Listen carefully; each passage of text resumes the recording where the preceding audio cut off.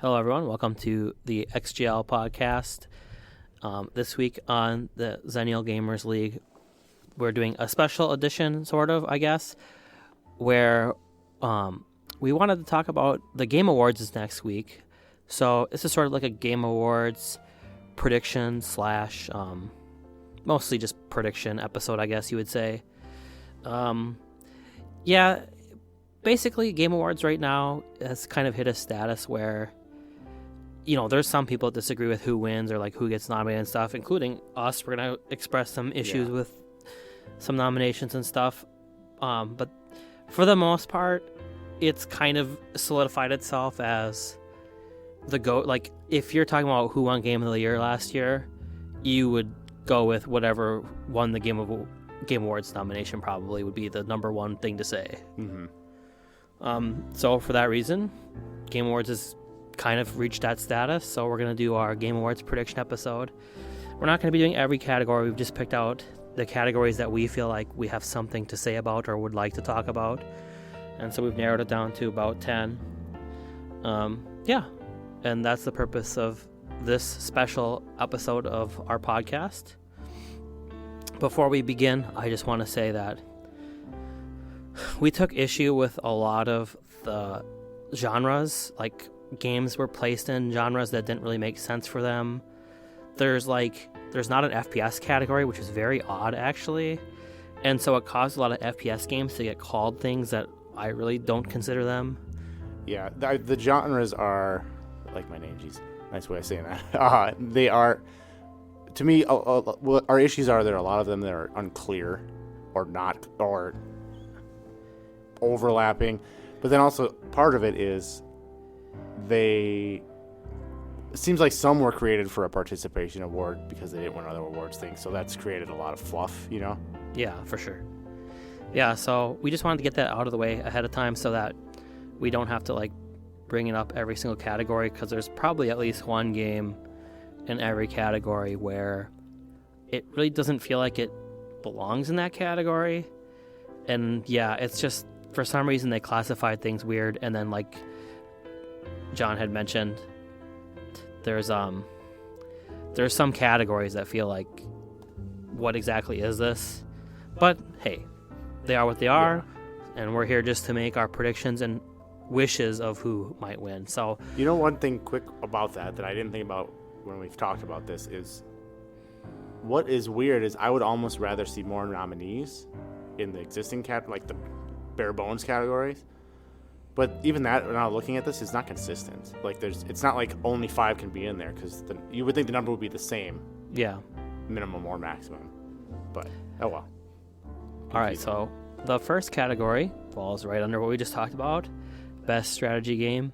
I don't really know what they tie these games together for, because they're kind of like different.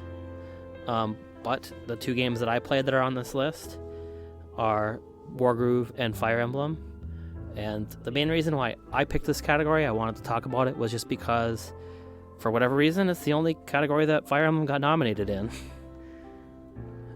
Yeah, for strategy, it's one, the genre is weird, but I don't think I played any. I definitely didn't play any of those, but I can't think of one that would even throw in some type of category like this. Yeah, so I'm going to get away from the genre talk because we could probably have it about every category. So just to get to the bottom of the category, for me, the nominees, or for everyone, the nominees are Age of Wonders, Planetfall, Anno 1800, which is like a real-time strategy game.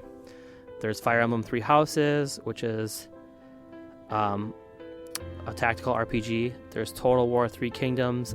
Actually, not familiar with this game. There's Tropico 6, which is sort of like a Maxis type sim game. And then there's Wargroove, which is also a tactical RPG.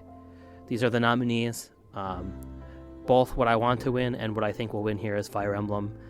It's the only category that's nominated in, which is crazy because it's one of the best games to come out this decade, let alone this year. And so it will probably run away with this category, in my opinion.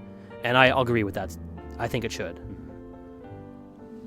So our next one is best fighting game. Oh, you agreed? Did you have a winner? Oh, that you yeah. wanted to pick? I was going to skip just because I don't have a place in that where I could make a good choice. Okay. Or a good guess. Yeah, so the next category then would be Best Fighting Game. Yep. There were 5 nominees: Dead or Alive 6, Jump Force, Mortal Kombat 11, Samurai Showdown, and Smash Brothers Ultimate. I'll comment first.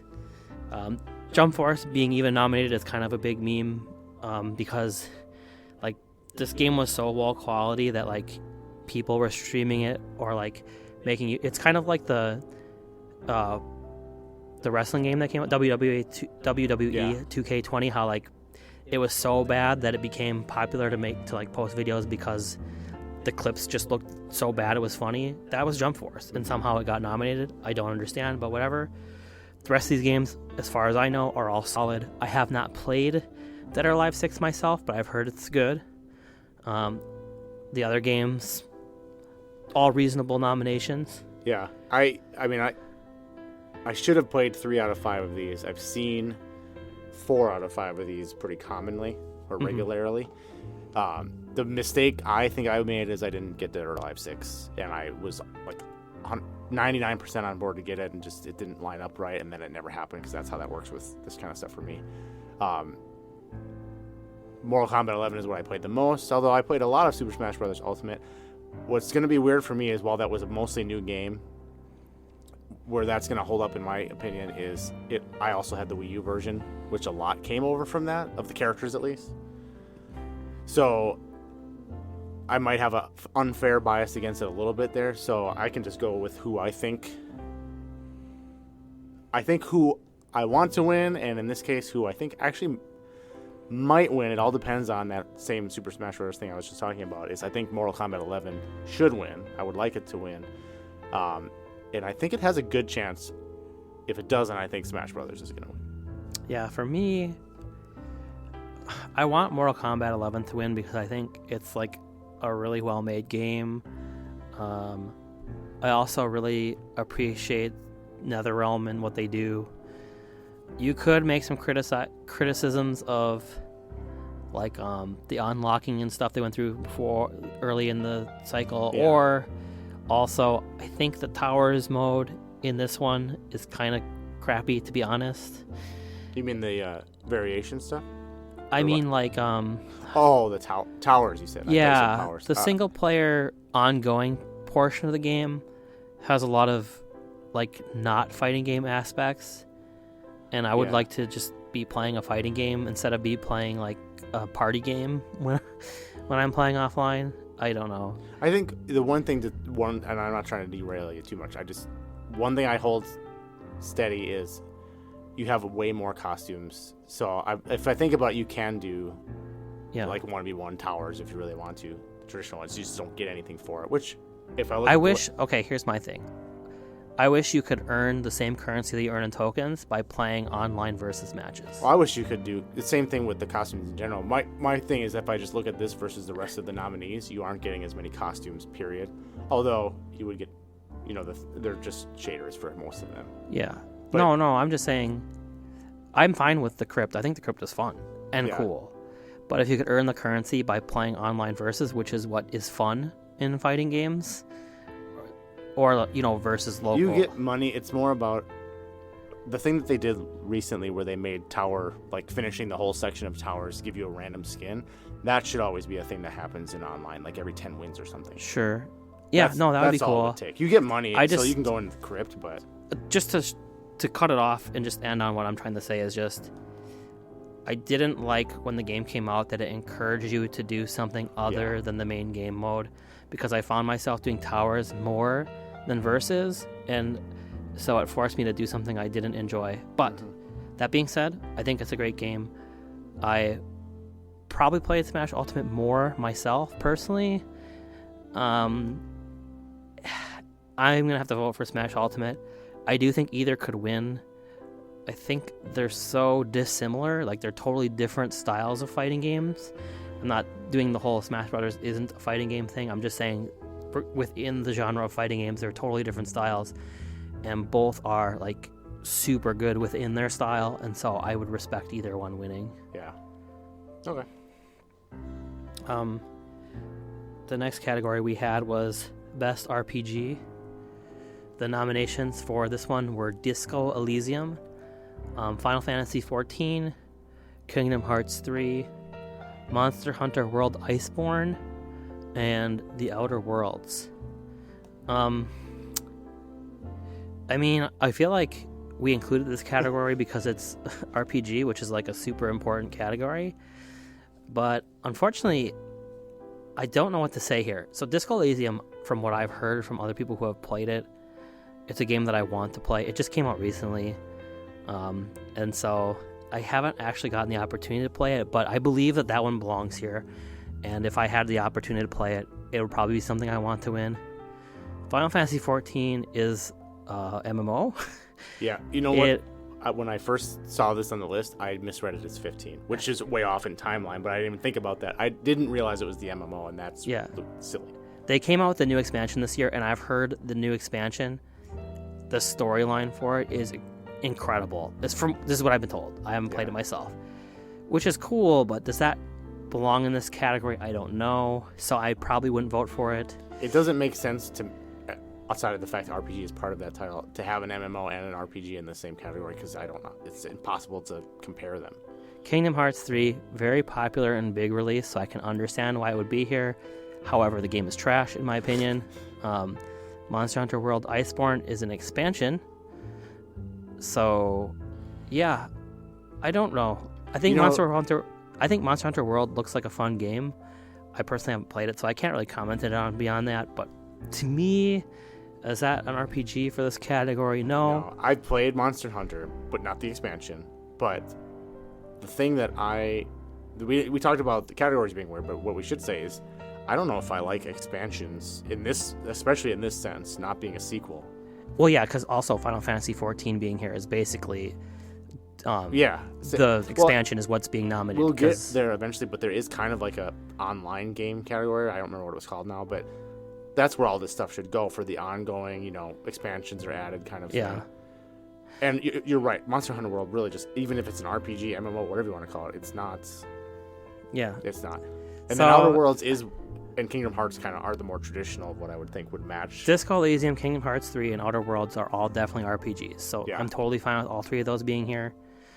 It's just, aside from the fact that Kingdom Hearts 3, in my opinion, sucks, but that's my opinion. That doesn't disqualify it from being on an RPG list. So anyway,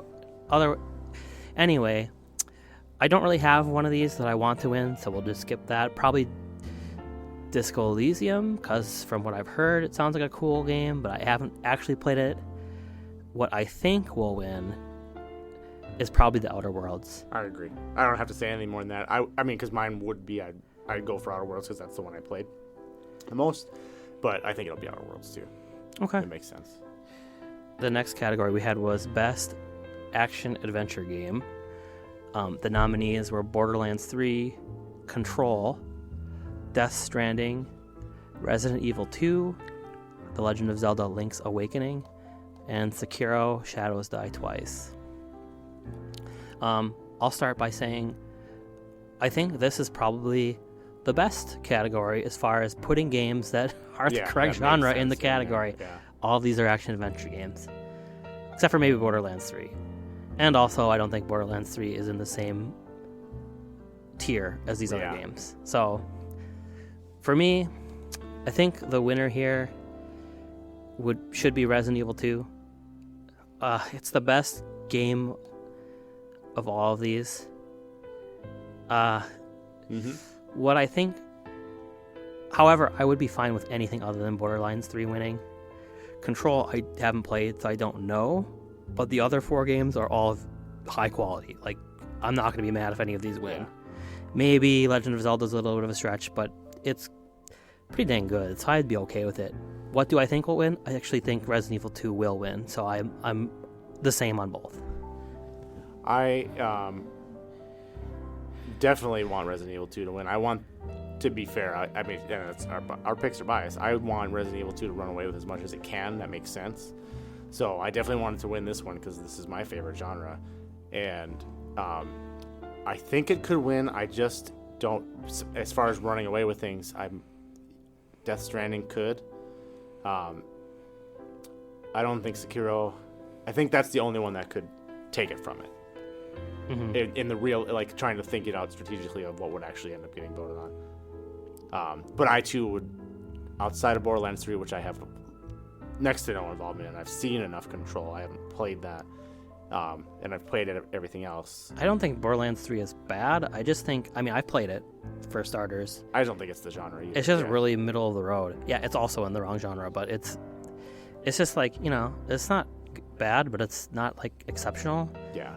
I mean, with how weird the previous topic was, or category, I'm surprised this wasn't in that one too.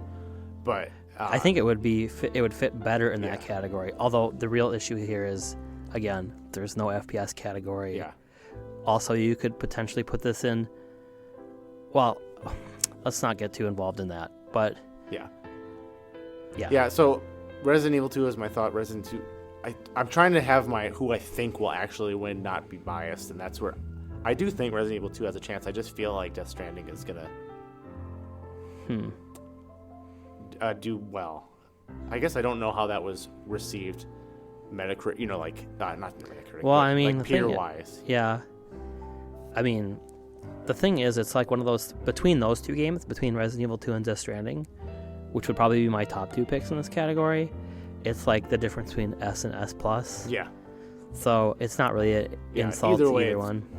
It's clear that to me it would be those two, and the other, like with the other games being good. Yeah. Okay. All right. The next category is Best Action Game. The nominees are Apex Legends, Astral Chain, Call of Duty Modern Warfare, Devil May Cry 5, Gears 5, and Metro Exodus. This category, I don't really know what they mean by action game. It's confusing to me. I would have said this is your not first person, but shooter category. Yeah, maybe like first person / third person shooter. But then when you throw like stuff like Devil May Cry 5 in there, yeah, I haven't played all of the games in there, but like that. So like Devil May Cry 5 and Astral Chain, similar games. Those belong together. Gears 5 and Metro Exodus are like shooters with a similar pacing. Maybe even with Call of Duty, though, I would say. No, that's what I was going to say. Okay. I think Call of Duty and Apex Legends are different pacing of shooter game. So, yeah, I think those 3 pairings are all kind of different. Now, if you group the 2 shooters but with different pacings together to make 4 of a category, then that's a category I could like at least understand. But then when you throw in the Astral Chain and Devil May Cry 5, I get confused. And if it's not supposed to be any of those things, how is this different than Best Action Adventure Game? Like the other, I mean, I wouldn't love it, but if it was Best Adventure Game and Best Action Game, then I could try to start dissecting it. But it's very confusing to figure out what we're supposed to be. Yeah, so for that reason, here's what I'll say. I didn't get to play Astral Chain this year. It's a game that I really wanted to play. It's one of those games where like it came out like when I was busy with Fire Emblem and also with Marvel Ultimate Alliance, and so it just kind of, it's like you had mentioned earlier with the other game where, you know, once you're a month past it, then it's hard, and then I had some new games that I was trying to get through, and so I was hoping it would go on sale for Black Friday because I kind of missed the launch window, and that didn't happen, so now it's kind of like pushed back to like, I'll try to play it next year maybe. I don't know what's going to happen. I feel like that's probably a good game, but I haven't played it, so for me, the best game on this list is Devil May Cry 5, so I hope that wins. That being said, I think that Apex Legends is going to win. I don't mean to copy you, but Devil May Cry is really all I played on this list, and I liked it, so I want, for hope, especially for Capcom to do well, so I want that one to win. But realistically, I think Apex Legends will win as well. Yeah, because I feel like, for me, it's like, okay, so this category is 2 games that don't really fit in shooters, and then 4 shooters. Yeah. So what's the best of the shooters? Yeah. Probably Apex Legends. I think Gears 5 and Call of Duty could threaten it, but I just feel like with the category being majority shooters, a shooter will win. Yeah. Otherwise, I think Devil May Cry is definitely the best game in this category. Yeah, definitely. Yeah, absolutely. Okay. The next category we had was Best Independent Game. The nominees were Baba Is You, which is a puzzle game, Disco Elysium, the RPG we mentioned earlier. Katana Zero, which is kind of like an action game, I guess I would describe it as. Outer Wilds, which I don't know how to describe it, but I've heard it's very good. An Untitled Goose Game, which is a goose game. If you haven't heard of the genre, it's the goose genre. But I've also heard good things about that game. So I have one quick question, because I don't have any input on this one because I don't play really independent games, or definitely not as many. Mm-hmm. My question for you is, would Shenmue 3 and ToeJam and Earl, both Kickstarter games, but would those count in this regard as an independent game? And then I can talk about it later on if you think so. I think ToeJam and Earl 3 would. Okay. I think Shenmue's budget was too large. Okay. Nope, that's just for me to know. I don't. It's one of those weird things, like where the definition is kind of nebulous. Like, technically speaking, Kojima Productions is an independent studio because they don't work for a publisher. Your answer is what I assumed it would be. It's just because to me, ToeJam Earl was developed that way. Yeah, for me with independent game, I kind of take a "you'll know it when you see it" type of attitude. And yeah, when you look at ToeJam and Earl, it looks like an independent game. It's made by a very small studio of probably less than 10 people, and the budget is probably not very high. Therefore, I think it would count. Okay. Whereas Shenmue 3 has a pretty large budget as far as I know, and also is like backed by Sony, I'm sorry. And yeah, I guess I don't know, maybe, but if you take the "you'll know it when you see it" approach, I would say no. That's what makes sense to me between the two. What your answer is, that makes sense. So okay. I think all of these games are good nominations. These are all good games. The only thing I wanted to take up here is that there's a second category that we're not covering called Best Fresh Indie Game or something of that nature, which is like best indie game from a new studio. And Slay the Spire is on that list, and it's missing from this list. And Slay the Spire is one of the best games that I played this year, period. So I don't know what I would kick off because I think these are all good games. But it's weird for me to see Slay the Spire in that other category and not in this category. But we'll ignore that for now. The thing that I want to win in this category is probably... See, I haven't played Disco Elysium. I think Disco Elysium would have a chance if I had played it. But having not played it, I'll have to go for Katana Zero. I think that Disco Elysium will win. Or maybe Outer Wilds, but probably Disco Elysium. Okay. Best performance was the next category. Oh, that's right. We skipped the one that's... I got you. My bad. All right. Yeah, we did skip like the best ongoing game category, but that was just because literally every nominee we don't play. I think that there's... Well, it's not just... I don't think I mind talking about why we skipped it, because to me, it goes to the beginning of the podcast where we're talking about categories being bad, like badly labeled in some cases. I think all of these fit. Yeah, just to me, this was the best MMORPG. MMO, sorry, not RPG. They combined MMOs and PvP into the same category, which makes it a little bit weird. But with the title Best Ongoing Game, it makes sense. So anyway, I guess if we're going to mention, we should say it. The nominees were Apex Legends, Destiny 2, Final Fantasy XIV, Fortnite, Tom Clancy's Rainbow Six Siege. Literally played none of these games, so that's why we had omitted it. Both of us have not played any of them. Here's why I wanted to mention the category, though, is half of these games are games that are expected to get what you would call in like Final Fantasy or WoW, if that was on here. It's not this year. An expansion where the PvP ones are like seasons, so it's not the same scale of content all the time. If you're calling the category Best Ongoing Game, like you can make an argument. Yeah. There should be two categories, one PvP, one MMO, or like just other. True. It's the same reason we're skipping But multiplayer. by using this title, combined makes sense. I don't really know enough to say whether or not these are the right nominees if you combine them. I've heard good things about half of these games, but... Well, I guess my thing is, for each of these type of games all being thrown into one, is it understandable that you would get ongoing content once a year? Is the release timing or frequency the same? That's what is important to me. Does each one get one release a year, or do they all get two? But it would be dumb if each one gets, like, some get one, some get one every, quarter. Yeah, most MMOs is like once a quarter. Yeah.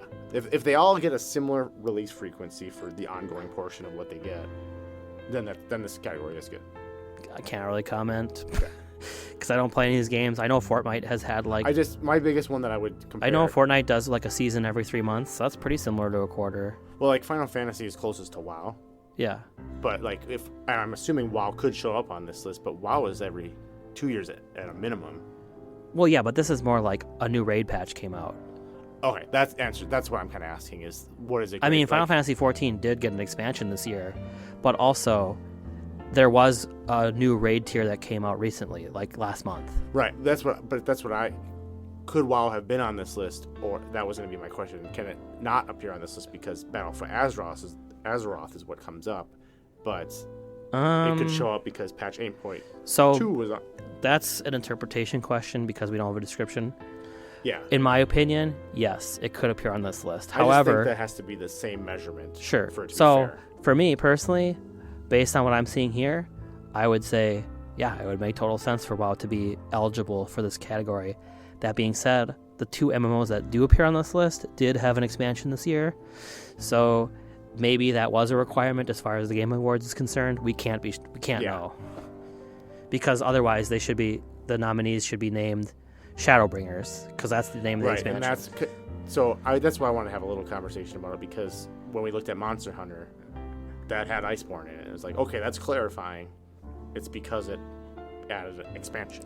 Well, I would definitely agree that this would probably be a better spot for Iceborne than where it was. Yeah, oh yeah, that too. I just mean it was nice to have the clarity there where, like you just said, Shadowkeep would have been nice to have on the list, because then we know what we're seeing. By omitting Shadowkeepers and just saying Final Fantasy. Patch number, honestly. Yeah, by omitting Shadowkeepers and just saying Shadowbringer and just saying Final Fantasy 14, that means that WoW is eligible. Mm-hmm. But from what I'm hearing, I don't know if that's better than any of these games currently. No, yeah, and that's... Other than maybe WoW Classic you could nominate. I mean, it's the most popular... Actually, yeah. It's the second most popular. I know that Final Fantasy passed WoW in subscribers recently, but I think Classic, I don't know if they repassed them and became first again, but I know they had a large increase following Classic. So, yeah, I actually think now that I mention it, Classic maybe belongs here, but then you get into like a upscaled remake being up for a Game Award type conversation, so it's tricky. Because it is like literally the old game. I'm very much on purpose, and that's what people wanted, and proven by how many people played it. But is that something you can give an award to? I'm not sure. Yeah. So let's go to best performance, like we had mentioned a moment ago. Okay, so the only game that I'm familiar with on this list is Death Stranding, so I have a hard time giving an opinion, but I'll say what I can. All right, so the nominees are Ashley Birch, who was Parvati Holcomb in The Outer Worlds, Courtney Hope, who played Jesse Faden in Control. We have Laura Bailey, who played Kate Diaz in Gears 5, Mads Mikkelsen, who played Cliff in Death Stranding, Matthew Porretta, who played Dr. Casper Darling in Control, and lastly, Norman Reedus, who played Sam Porter Bridges in Death Stranding. So the only game that I'm familiar with on this list is Death Stranding. So while I think Mads was the best performance in Death Stranding, and it was a good performance, so I'm totally down with it being nominated for something like this, and I think he could, and it would be a deserving victory for him. I don't necessarily know if it was better than these other performances, since I'm not familiar with them. The only thing I would add is that I thought that Mama was a really good performance in this game, like more so than Norman Reedus, so I probably would have had Mama on the list. Whoever that was. I'm sorry, I don't know the voice actress's name. And then... She was a model, but she... I think the reason... And I'm not saying they have to have a certain amount of time in the game, but I think at least between those three characters, her time was definitely the shortest, interaction-wise. And then the other thing I wanted to add was Edelgard from Fire Emblem Three Houses, who is played by Christina V, in my opinion, belongs on this list. I think the voice acting in that game is like really good, actually, and I guess I elected Christina V based on the fact that I think she was a very important character that had a very interesting role, but Christina V did a very good job playing that character. I don't know if being 3D modeled was a requirement of this category, because at least half of the characters were 3D modeled, so maybe it is, but if it is voice acting performance, I think Christina V should have been nominated. Oh, so for who I think will win, I'll say Mads, but that's only because I haven't played the other three games. All right, so I've seen... Actually, now that I look at the list, I haven't played all of the games to completion. I've actually seen either through somebody else streaming the game or... in like Gears 5 case, I've seen it basically everybody. I know who everybody is, and I've seen some of everybody at a minimum, except for Dr. Casper Darling. So I know the person from Control because I've seen that played. Laura Bailey from Gears 5, I believe that is the same person who played that character in Gears 4. So I can kind of at least have perspective on her. And then Death Stranding, I've seen everything in, and Outer Worlds, that character I know. She's pretty popular viewing. What I would say is my want to win is definitely Mads. I just think his performance all around, without talking about the game really, it's a good like mix of everything. You get flashback clips of him, you get long clips of him because of the way the game is, and his is all around because it was very good motion capture technology in addition to voice acting. Who I think will win? Honestly, I hope he does, and I think he could as well, but I'm almost wondering if Ashley Birch might take this one. I can see that. Yeah, it seems weird to say it. The people who liked Outer Worlds really liked Outer Worlds. Yeah. So. Yeah, I mean, it's a good I'm going game. to say I think she's going to win, honestly. But I hope he wins. I hope Mads wins. Norman Reedus' performance was not bad. It's just they're both very good. But I liked Mads more. Yeah. And that's really all there is to say about it. Okay. Next category we have is Best Audio Design. I'll get this out of the way ahead of time.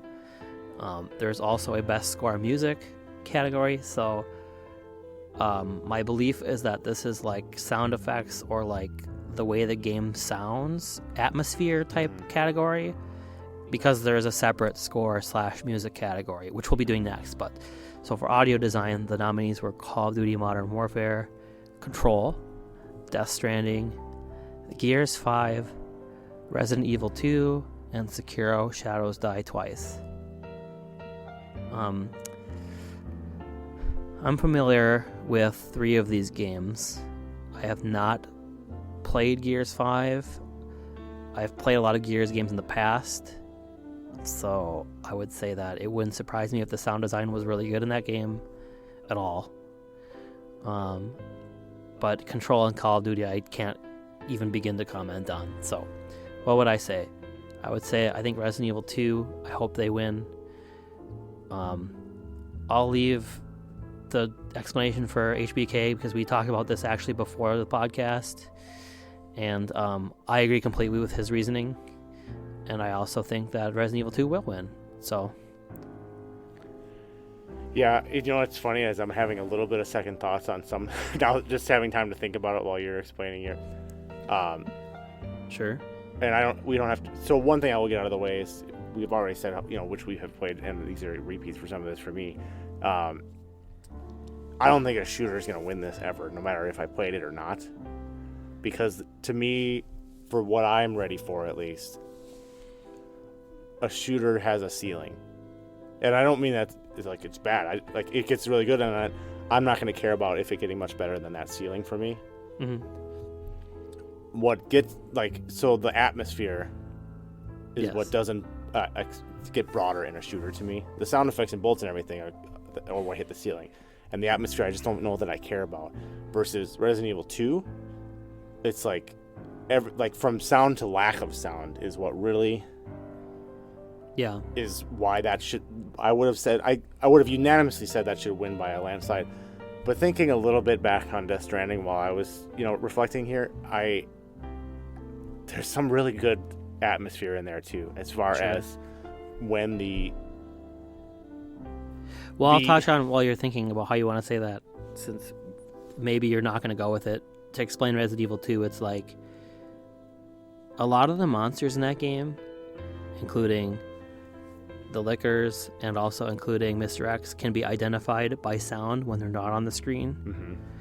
And so hearing them and knowing they're near, hearing them and knowing approximately where they might be in relation to you, or not hearing them and having no idea where they are, is that's what makes old school survival horror. And the cool thing is, we didn't have the technology we did when the original version of Resident Evil 2 came out. So this time it just takes it to a whole new level where it's just the sound is used to manipulate the way you're thinking. And actually, I think the reason I was hesitating is because I was going to glaze over Death Stranding more than I wanted to. Yes. When, what the heck are the things called? Why it's B something, and I BT? Yeah, I heard T. I was thinking of the wrong word. When you're in the BT, that whole transition that happens, that is a feeling. You know what I mean? Mm-hmm. They do a good job. But what you just said, and kind of what I was originally going to score Resident Evil 2 for as the unanimous thing, which I am on board with again, they do it better. It's insane. Well, I think they're different things. With Death Stranding, it's kind of well, I see it. This is going to sound like I'm talking about best score, but it's when music comes in that game, it's sort of framing a picture. Yeah. It's oh, this really fits what's happening right now. Or I think for me, to be fair, I have to completely separate that music, even though they do it in a different way that it kind of bridges it. Yeah, no pun intended. The thing is, there's not music playing the majority of the time. Yeah. And so when it's introduced in a way that does make you feel, it's intended to give you a feeling. It does it well. What they do is not only is the BT thing, it's the sound that is creepy in Resident Evil 2 is different kind of creepy what happens in Death Stranding, and it's more about weather, the rain. Yeah. But also the sounds that your robot makes. Yes. It's cool, but you really learn to speak their language almost. If you think of Star Wars and R2-D2, he has people can understand that it's a language. Luke. There's a sound it will make where you're just oh shit. Yeah, it'll make certain types of tones in succession that you're oh, I know what's going on. This is bad versus happy. But that being said, Resident Evil 2, if there's one thing to take away for that, I want that to win badly. I think it will win. And the fact that with Mr. X, you can hear, especially if you're wearing full surround sound or headphones, you know which direction he's coming from. And there's so much variation in when you think he's the farthest to when you think he's the closest, even for rooms apart, that you can tell that it sounds like he's literally standing on you. It's horrifying. Yeah. And that is extremely impressive for me. Okay. I think we should move on. Okay. But I'm glad that we talked about Death Stranding too, because I do think it's worth talking about. Yeah. Best score / music is the next one. The nominees were Cadence of Hyrule, Death Stranding, Devil May Cry 5, Kingdom Hearts 3, and Sayonara Wild Hearts. So I think there's 4 very strong nominees here. Although one, Sayonara Wild Hearts, I'm actually going off of word of mouth. I've heard it's super good. I've been trying to wait for it to go on sale, but unfortunately it hasn't happened. But I've heard really good things about that game. Kingdom Hearts 3, again, garbage game. I'm not sure why it made the list. Devil May Cry 5. I think a way to say it is, I don't really personally like metal, but the way it fits this game, it's sick. So I think it's really cool. The way it's just like, it's kind of like one of those things where the imagery and the music go together in a way that even though I don't personally care for metal, it makes me like this metal. So I think that's a really great choice. Mm-hmm. It's really cool the way like the combo, like the higher your combo gets, the more intense the music gets. That's where I think, to your point about the last one, where that's why I would have kept it like the Death Stranding thing separate, because part of the score to me is not just the music, but the timing and the way that they interpret the music is brought in. So I'll talk about that. So Death Stranding for me is really good, first of all, but for me, a best score / music category, and maybe like to people who aren't like complete video game nerds like me don't feel this way, but for me this category has an element of, can you listen to the soundtrack just as a thing? So like Devil May Cry 5, I probably would never listen to that soundtrack ever by itself, even though I think it fits the game super well. So for that reason, it's not going to be my winner. Whereas both Death Stranding and Cadence of Hyrule, I think not only are the soundtracks good within the game, and like I mentioned under audio design, I think the way that music is introduced in Death Stranding and the times when they decide to use it and decide not to use it are very good. I also think just a straight up CD of those songs would be a CD that I would want to listen to. Cadence of Hyrule, I mean, the game is music based. It's literally a move to the rhythm of the songs that are playing game. The music is really good and definitely music that I can have and do listen to just by itself as something when I'm not playing. So for me, I think the winner here is Cadence of Hyrule. I think that Death Stranding will probably win. I really don't care who wins other than Kingdom Hearts 3, because I think that from what I've heard from word of mouth from Sayonara Wild Hearts, all 4 are deserving. Devil May Cry 5, my only knock on it is it's not my genre, and I do give bonus points if it's something I could listen to outside of the game, but I think the quality is of the same from Death Stranding and Cadence of Hyrule for sure. I can keep mine pretty quick because I can say what I picked up from what you were saying. I kind of like thinking about it this way now, and I wasn't thinking about it this way before, is would I listen to the music? Do I like the music? The tight style of music? One factor. Was it used well? Second factor. Would I listen to that outside of the game? So Devil May Cry is just 100%, I agree. It's the same thing. I don't really love the music, but it was implemented perfectly. Here's why. So mine is Death Stranding. I want to win, and I wasn't sure. I didn't even know if I would really influence outside of what I think is going to win. I want Death Stranding to win because here's why. Death Stranding started off, and I don't think I like that kind of music. I don't think I liked the songs. I can guarantee you the first song that they play, I was like, this is weird. It's not my thing, but if you haven't played it, it's kind of like a Sigur Rós or I forgot the name of the other band I was going to mention. It's kind of like a Sigur Rós type of sound. Basically, I heard it and I was like, I don't really like this music, but like Devil May Cry 5, I don't love that genre, and it was more of like it's not going to bother me kind of a thing. And I liked the timing of when they would play songs. But the reason I'm giving it to Death Stranding is by the end of the game, I actually liked the songs. You know what I mean? And part of it is because they were smart and when you upgrade certain things, you can add songs that autoplay. if you remember that or saw that.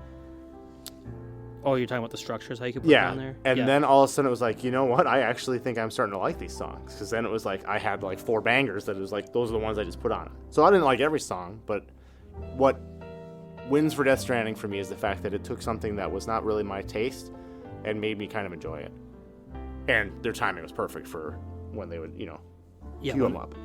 Yeah, the lack of music set it up so that when it did come on, it was like, whoa. Yeah. And the spots where they chose to do that were like, it fit. Yep. So I want Death Stranding to win, and I think it will. Okay. Yeah. That's all. The next category was Best Art Direction. The nominees were Control, Death Stranding, Grease, Sayonara Wild Hearts, Sekiro Shadows Die Twice, and Legend of Zelda Link's Awakening. For me personally, Best Art Direction is typically going to be an independent game.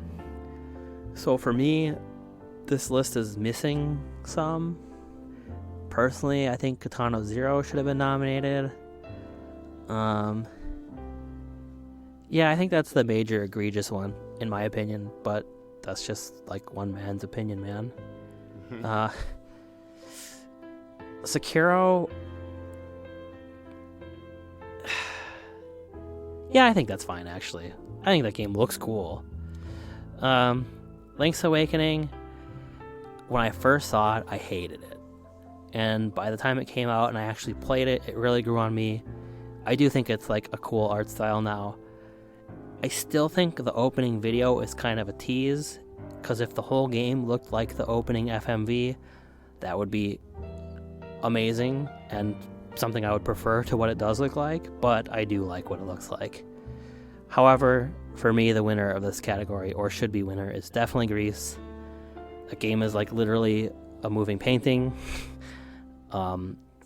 It's like a $5 game that only takes like 2 or 3 hours to beat, so I recommend it to anyone.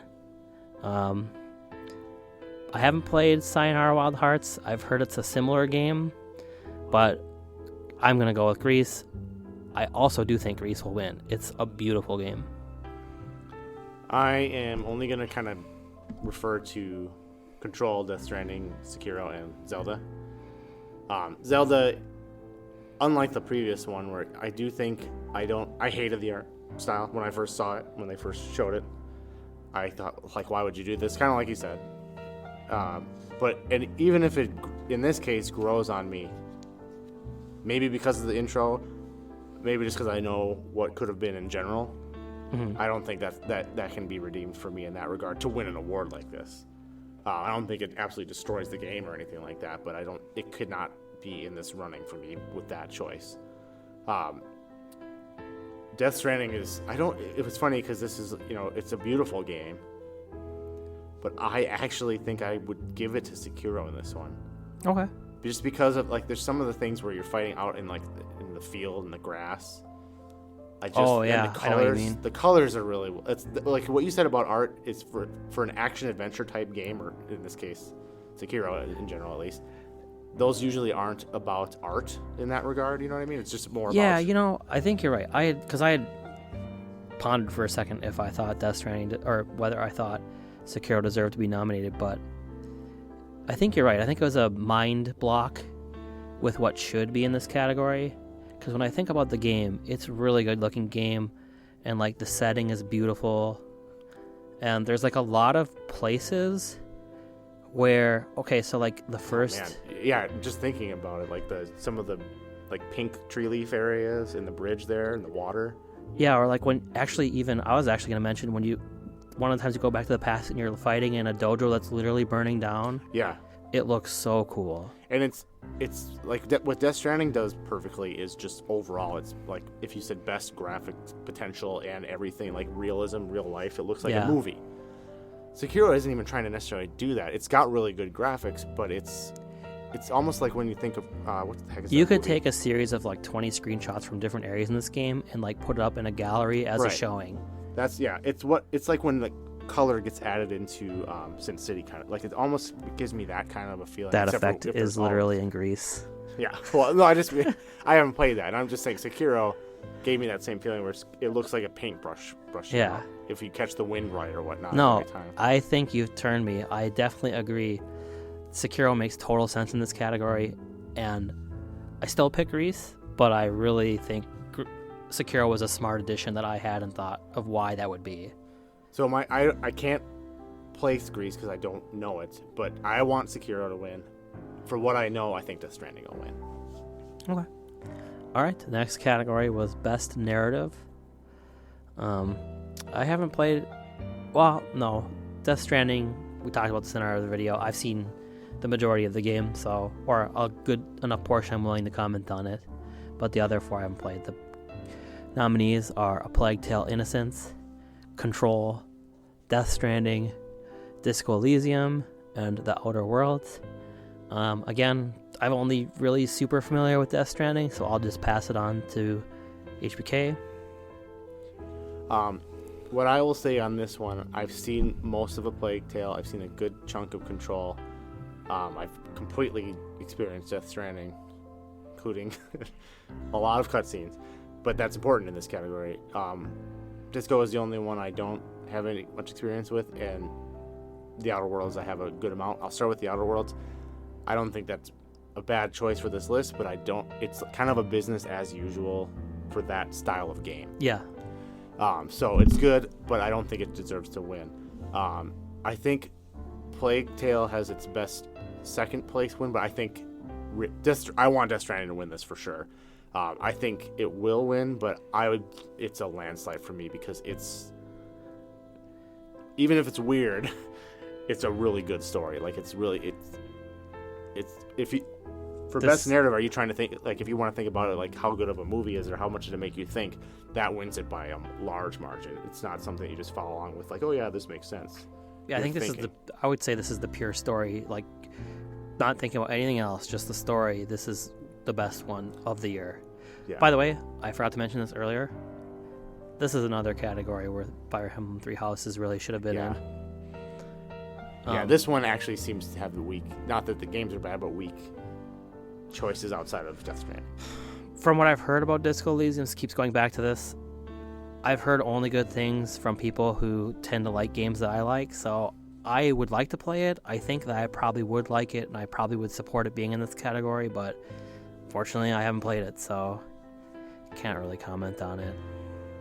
Are we skipping the next category, or did we decide to talk We wrote it down. Best Game Direction is the next category. I mean, I'm not really sure what this is supposed to mean. It seems like Best Narrative Part 2. Yeah. The game nominees were Control, Death Stranding, Resident Evil 2, Sekiro, Shadows Die Twice, and Outer Wilds. Not to be confused with Outer Worlds. This is the other game that sounds the same that came out this year. Here's what we should do. From the Best Independent category, Best Outer Wilds. Here's what we should do is I think even if we're wrong, we should look at it like this, because when you say it seems like Best Narrative Part 2, what it actually seems like is Best Narrative, Art Direction, and Music and Sound all rolled into one Part 2. So if we want to base it on the best, most efficient use of all of those things... Okay, that might be true, but that's Game of the Year if that's the description. Oh, right. But I mean, like, what I think they're going for is how that was directed, like how that was, sure, implemented. I agree. This is either a redundant category for either the one above it or some below it. Yeah, for me, I feel like this is Death Stranding is basically a movie, so we're going to make a category for the director of the movie to win. I really don't understand this category. I don't think we should rate this one. I think because first of all, it matches almost all of the Game of the Year nominees. Sure. And it's either a copy of Best Narrative or a copy of Game of the Year. Yeah. So I'm super confused. Yeah. I wish they had a description for this one, but they don't. If we go into too much detail, it's going to make the next one seem silly to me, or the previous one. Yeah, so let's move on. The last category is Game of the Year. The nominees were Control, Death Stranding, Super Smash Bros. Ultimate, Resident Evil 2, Sekiro, Shadows Die Twice, and Outer Worlds. So, what can I say here? Again, Fire Emblem should have been nominated for this category as well. Would you nominate, if you could take that into this? Well, that's not fair because you haven't played them all. But I was going to say, if you could add Fire Emblem, but you had to remove one. Oh, that's easy. Okay. I think Outer Worlds doesn't belong in Game of the Year. Okay. Control potentially doesn't. I've heard people complain that one's on this list. But, I mean, I've also heard people who talk about that game in a way that you wouldn't talk about it if you wouldn't put it on this list. So, that maybe does. The whole Outer Worlds is basically just the next Fallout game, like Fallout 4.5, basically. I think it's on here because it's actually Fallout 5. Or, like it's better than Fallout 4. Like, Fallout 4 was a... But it's what that game should be without taking any risks or changing it at all. Yeah. So, I don't know if it belongs here. I think I asked that because mine would be an easy answer for the game I would add. And this is personal, but I don't know if I'm in a world where I can put a fighting game in Game of the Year. I know that's not fair. I mean, there is literally a fighting game in Game of the Year. That's what I'm saying. I would take Super Smash Brothers out. Okay. If I had to add one, no matter what the game is, if I needed one to get in there that got shafted, that would be. Oh, I thought you were trying to add Mortal Kombat. Oh no, I'm saying I would take Smash out. Sure. Because I like understand why 11. Smash Brothers is here, because Super Smash Brothers Ultimate is like I heard a joke once. Well, and and I think the joke explains it perfectly, which is Super Smash Brothers Ultimate seems like an experiment to find out if the theory you can't please everyone is true. Yeah. Because what else could they add, really? But here's what I have to say about it. I agree, that totally makes sense. But to your comment earlier when we were talking about best game direction and everything, if Game of the Year is how well the narrative was combined with the art direction, with the music, with the sound, if that's what it is, almost Smash Brothers is basically like the cheap pop for everything. Sure. Okay. And that's right. I don't think it does a great job of combining all those things. I just think they all get to be there because I will make an argument that I agree with what you're saying in theory, but my reasoning is different, which is going back to our Luigi's Mansion review, which was obviously not long enough, so I'll talk about it a little bit longer. And during that review, I said that I don't know what they could have done to make that game better, but I don't know if the scope of the game was possible for me to give it a 5-star, so I gave it a 4-star. And later I was thinking about it, and I realized, for me, a 5-star needs to have a good story. And that game is basically like the throwaway story to get you to the action. Yeah. I think Super Smash Bros. Literally has no story unless you count World of Light, which is a throwaway story to get you to the action. It's not a real story. Yeah. So I personally can't nominate a game with no story for Game of the Year, and so for that reason, I kind of agree. That's where it's just that it's really not possible to make a better fighting game as far as features. Yeah. No, I agree. It's just that really nailed it. I mean, the art is good, but technically the art is using the art style of most of the guest characters, at least all of their original first party ones. That's on them, so they did a good job. But everything else is kind of. There's examples of guest characters who are not faithfully done. Yeah. So it's. I would say, but the story is the main executed thing. So well. It's such a well-made game, but yeah, for me personally, it's not. For me, game story matters too much for this particular category. And I'm saying that I wouldn't even put Mortal Kombat 11 here, and they actually do have a really good story. It's just there's something about the structure of fighting games. I would almost argue Mortal Kombat 11 makes more sense to have a fighting game in Game of the Year than Smash Brothers because it has all of those parts at least. Mm-hmm. But I don't know if I'm ready for that. Sure.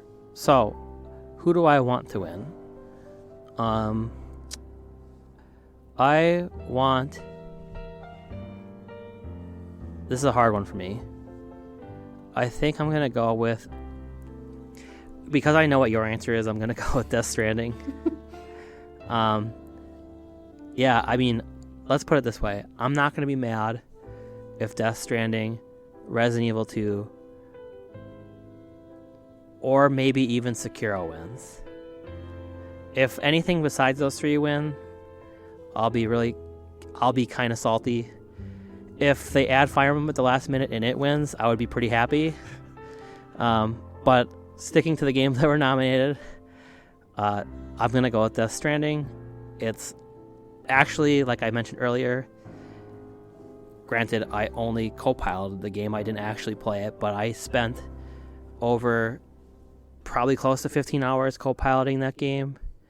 And it was, if not my favorite 15 hours playing games all year, it's top 20. Like, there's 5 hours tops of playing games outside of that I enjoyed more than those 15 hours. So for me, I'm going to have to go with Death Stranding.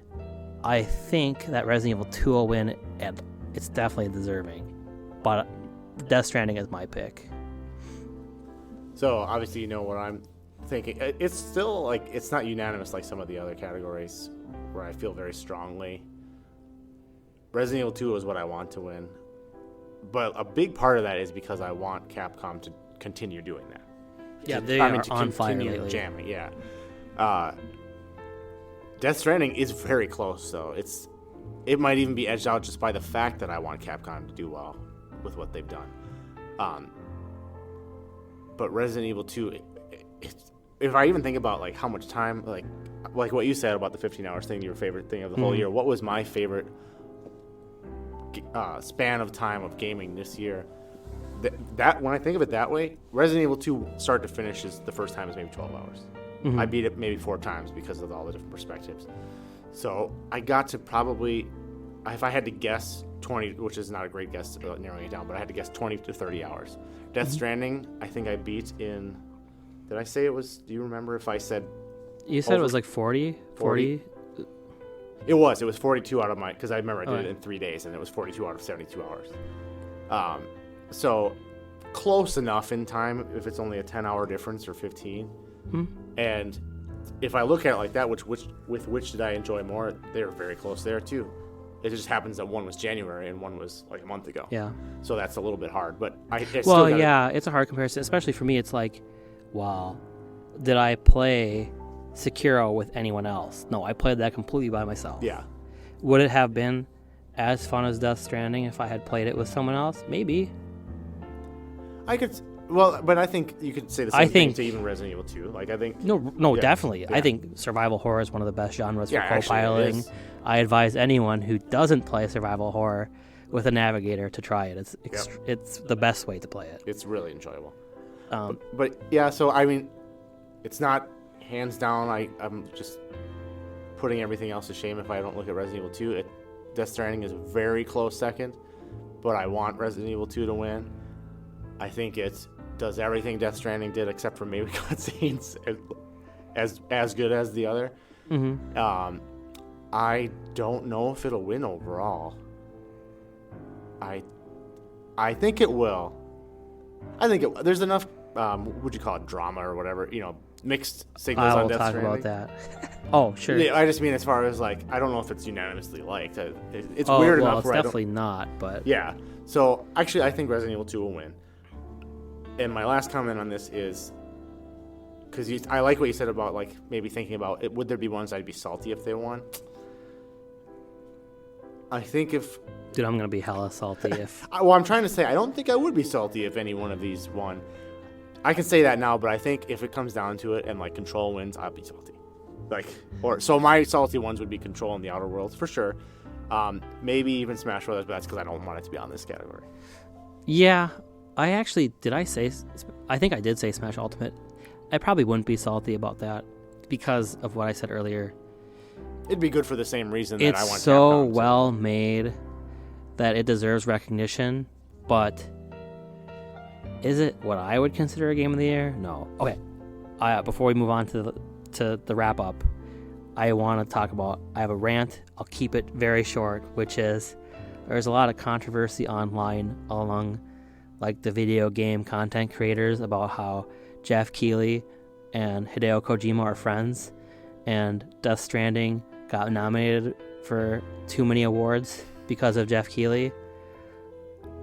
this is the most stupid thing I've ever heard in my life. And not only that, I think that the people who are making these YouTube videos are also know it's the stupidest thing they've ever heard in their lives. But they're just trying to get clicks. Yeah. And it makes me angry because the pot stirring is delegitimizing how good of a game Death Stranding is. This game deserves at least the majority of the nominations it got. And the most important one, Game of the Year, it would be more sketchy if it wasn't nominated for Game of the Year. Oh, yeah. This overall list, I don't think... I would be salty if some of these won. But overall, the list, I think, unlike some of the other categories even, I think this is pretty decently fleshed out. There's some missing ones, but I don't... Outside of my thing about the fighting game, I should say that. I think everything else, it makes sense. Oh, you mean for Game of the Year? Yeah. I don't think any of these are egregious. Yeah. And the Super Smash Bros. Ultimate thing is just to hang up with what I would personally ever vote for. Yeah, I see why it's here. As well made as any of the other games on the list. I think I was, because I feel the way I do, I was actually surprised it was on here. Yeah. But I think it makes sense. Okay, so my rant's over, but it really annoys me that people pretend like this is controversial, that Death Stranding would be nominated for Game of the Year. If with 6 nominees, it would be insane if it wasn't on the list. Let me say, what's silly about that is, last year, Red Dead Redemption 2 came out at almost the same time before the awards. So, like, that same controversy, except for it's not as, Well, this is because Jeff Keighley and him are friends. No, I know. I'm just saying, like, that's how easy you could have attached it to, because it could have seemed suspicious how that went up for a whole bunch of things out of nowhere because it had just hit. I don't agree with it. It's bogus. That's all I'm trying to say. I agree. All right, so the last category is I don't know if there's a whole lot to say here because I kind of shoveled mine into the main categories. At first I was like, I thought we were, it's But the next category was Shafts. I kind of already covered Fire Emblem Three Houses. It's actually insane that it got nominated for only one award. I'm super salty. The only thing that I will say here about it, besides the specific categories I've already mentioned that it should have been in, is that a lot of people are fighting for this game for soundtrack of the year. I don't agree. I actually think that the variety of music in this game is low for how big the game is, and you hear a lot of the same music many times. The music is all good and it's orchestrated, which is my favorite kind of video game soundtrack. So I do like it. The main theme song, the Break of Dawn or whatever it's called, is really good. But overall, I don't think the breadth is fitting of a best soundtrack. So other than that, I'm with everyone. It should be nominated for every category that it could fit in, like if it's the correct genre or Game of the Year. It should be up for Game of the Year. Should be up for Christina V for voice actress. It should be up for narrative, and it should be up for RPG. Although I guess in that situation, they're just defining it as a strategy game for whatever reason. So I'll allow that one. But anyway, we had one other one that we wanted to mention. All right, so instead, I don't know if I'll go into as much detail on which categories, but I've thought I actually have a handful that I think got shafted. 2 are really quick. So I have 2 that I think should be in the indie category. Mm-hmm. One is what I asked you about. If Toe Jam and Earl Back in the Groove qualifies as indie, I think that is a really good game. And I think they did well. I think people should have been introduced to that. I thought that the indie category was there was no games where you're just what is this doing here? So you would have to kick out a game that's pretty good to fit it in. Well, that goes back to very early on where it's some of these have 6 or 7, and then some of them I think go down to 4 or 5 for nominees. Yeah. I mean, so I don't think that capped out at nominees, at least as the max it was on other categories. Anyway, the other part is Bloodstained. Oh my lord, I didn't even think about that. I mean, if anything, that needs to go in indie, and that game is good. And I mean, I would even throw that in music. Okay, so also probably just action adventure overall. It belongs on. Yeah. Oh yeah. It needs to be in at least one game type category. Let's go to action adventure again. What would we kick off for this game? Bloodstained is one that I glaze over way too much. Yeah, I totally forgot about that. Because it's a shorter game. Because it's meant to be beaten. It can be beaten. Well, okay, sure, that's true. But at a minimum, then, it still belongs on the indie list. Right. But I think its action-adventure overall belongs. It's better than Borderlands 3. Well, you know what reminded me of it is similarities, rarely, but like for some reason Link's Awakening made me like... Okay, so I was going to say that one. I think it's... Okay, so Control I haven't played, so I'm going to beat on that one a little bit. So I would like to give it Control a slot, but I can't really speak definitively. That one fits the genre, though, and if it's Game of the Year. Yeah, Borderlands 3, get out of here. Probably Link's Awakening, get out of here. Those would be my two. I think the other three can stay over Bloodstained. Yeah. But man, yeah, I would kick either Borderlands 3 or Link's Awakening. Those would be the only two, but one of those would lose their slot to Bloodstained. It's not close. It's so crazy. That slipped my mind too, but that definitely belongs. When I asked about the indie games thing, I didn't bring that up, and it wasn't on my mind at the time. And it's just like, gosh, that's a really good game that came out this year. Actually, what I'm gonna say here, it might arguably be. I haven't said the other two yet, but it might arguably be the biggest shaft to me. Mm-hmm. It's not being the reward. So to get on with it, my other one that you didn't know is I actually think Marvel Ultimate Alliance 3 got shafted. I just don't know if it would have got fit well enough. I think depending on what action game is or what ongoing games are, or who even knows, I think it deserved to be. It's a lot of fun. There's a multiplayer category. So. Yeah, maybe multiplayer. I don't know where I would put it. I think it was deserving of some type of award. I just don't know where I would put it. Yeah, if they it could actually kick Borderlands 3 out for action adventure, honestly. Yeah. Actually, if they had a category that was like, there's a category this would, it's like, what the heck is Borderlands 3 doing where it is? That would be a category that would make sense in the same category as Marvel Ultimate Alliance. That's kind of what I was saying. That would be the one. Where also another one was Division 2. That made no sense where it was. That could fit with a game like this. That wasn't even one of the ones that we talked about. Yeah, I just don't know where I would put it. I think it's a good game. I actually don't think it would win the category that I put it in. I just think kind of like, and I don't need to talk but about I think year, but Spider-Man, I don't know if it won much or if anything last year, but it was the same thing. You were seeing the name on the list for some stuff, and I feel like this deserved at least to see that somewhere. Yeah, I feel similarly, but not as strongly. They probably just need to become friends with Jeff, and then... Yes. No. Okay, so the one that was going to be my shaft that I talked about was because we didn't know that it was able to qualify for the Game Awards. Yeah, we weren't sure if it hit the timeline or not, but I'm being told that it did hit the timeline. If it was able to be nominated here, Star Wars Jedi Fallen Order, it's a travesty that didn't get nominated. And that one, Bloodstained is kind of like a big upset as far as it didn't get one. Jedi Fallen Order could have gone into the most categories. It could have been music.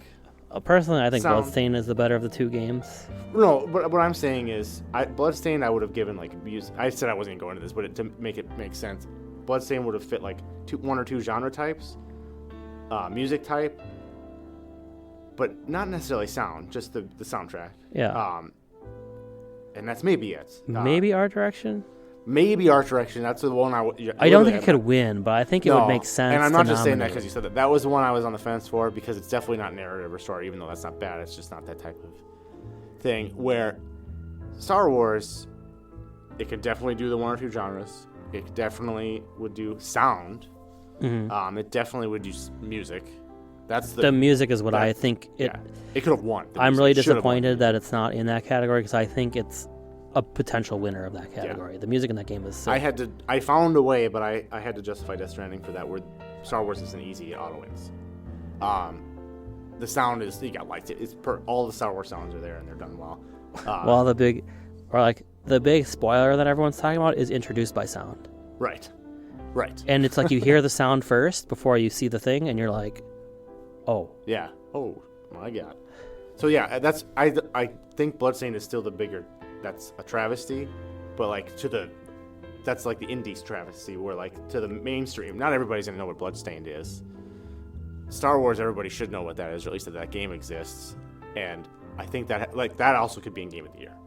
So I don't know if I would have put Bloodstained in Game of the Year. I don't like it better than any of the games nominated, but I think it's a game of the caliber where Game of the Year isn't crazy to say. I would kick off from biased Control.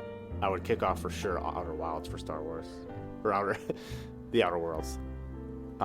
Okay, so I can agree with Outer Worlds, but that would be Fire Emblem first. Yeah, no, I get what you're saying. Like, for me, Control is a similar enough of a game. It's just different IPs that they could Control's a revolve. really hard one for me because it's in so many categories, and I don't know if it's actually good or not from personal experience. So I feel bad about making any comments on how many nominations it got. But yeah, anyways, to wrap, Star Wars doesn't make sense that it's not on there. Bloodstained. No, it made so little sense that at first I just assumed that it was after the deadline until I was specifically told it was not after the deadline. Yeah, I wish there was more clear rules on that, or at least displayed rules. Okay. So, Jeff recently said in an AMA that there'll be 10 game reveals or like project reveals at the Game Awards that he can think of off the top of his head. I will add also that in the same AMA he said that Resident Evil 3, which we all know is going to be announced soon because it got leaked, is not one of them. So there are 10, not including Resident Evil 3, unless of course he's lying. We're going to assume that he's telling the truth for the purpose of our predictions. Is there anything that... So let's say, I know you don't read as much gaming news as I do, so maybe your prediction, you don't have as many predictions as I do, but do you have any predictions? And then let's add one at the end, wish. Doesn't have to be based in any sort of reality whatsoever. What could get announced there that would just be like, you hope, among all hopes? So maybe here's what's hard for me. I usually know what's upcoming in the upcoming year already. So if it's actual legitimately nobody knows it's coming announcement, supposedly it's unannounced games, and it wouldn't be like gameplay reveals, which with limited thought from that it could his come out. description, they were world premieres. Now I don't know if this is like, you know, world premiere of the trailer or world premiere of the game. That's where. So I guess existing. I'll just say games based on what I think. The way that I read it was that the 10 number was, you know, new announcements, but there is without question going to be trailers there, so you can make predictions about that as well if you'd like. That's probably going to be easier for me, plus if that ends up being what he implied for some of it. Because my best example on what I don't understand is Breath of the Wild 2. Like, that's mostly, that's coming next year, but there's basically next to no information on it. And we've seen like 5 seconds of, you know, alpha or whatever footage that is. That trailer is so good, actually. But, you know, like, so I it's probably better if I do either like first time premiere footage, stuff like that. So Breath of the Wild 2 is one. Okay. Resident Evil 3, we know. Well, he says specifically is not there. Oh, it's not there. He specifically said they are not doing Resident Evil 3. I thought you meant that was not part of the 10. So, okay. Because that is one thing I want to see is footage of that. I think you will see it next week, but not at that program. Oh, okay. Gotcha, yeah. Yeah, I know what you're saying. I don't even know if I can go. The general leak is, and it's like an extremely strong leak, is the trailer will drop on Tuesday. But the Game Awards are Thursday. For Resident Evil 3, the trailer will be Tuesday. So, see, mine is hard because it's full games. If last year we saw Marvel Ultimate Alliance 3 at the Game Awards. So, it's not a game, but I'm hoping for... Whatever you think they're going to show. Yeah. DLC for the remainder of that game. I love it if they showed the both remaining packs that have yet to be released or really even talked about. That's my hope. If they show that, if there's story there, if we get that whole package, that would be my goal. So that's one. I'm gonna cheat because I don't know as much as what to think about and say a couple like wishes. One like that I know that's not gonna happen. It would be a Castlevania game that's not mobile. That's the like if there's no like history of it, it would be a sweet surprise, but 0% chance kind of a thing. Another thing would be like GTA 6. I think that is insanely unlikely, but it would be cool. Yeah. Which one do you think is more unlikely, GTA 6 or Castlevania? Oh, I actually think Castlevania is the. I mean, I think that between the two, Castlevania just doesn't have a. Yeah. GTA 6 will happen eventually. Yes. Castlevania may not. Yeah. I just think with Red Dead coming out last year still, and the PC release of Red Dead being like a month ago. That's true. Well, that's where I don't get it. Like, if they're just gonna announce games coming, they milked GTA 5 for like 6 years before Red Dead came out. That's true. Well, so here's timeline real quick on that. Red Dead was, I think, in the games of the decade. I think it technically fell in 2010 because it had to be. Yeah. So Red Dead 1 was 2010. GTA 5 was actually 2013. It's just that it then came out for Xbox One because it was an Xbox 360 game. Oh man. Yeah, you're right. So that's the only reason. Whether they have no footage or anything, that's different. But. Sure. Okay, so that is true, but I will counter that argument with it was GTA 5 Online making money that I think made Red Dead 2 take so long.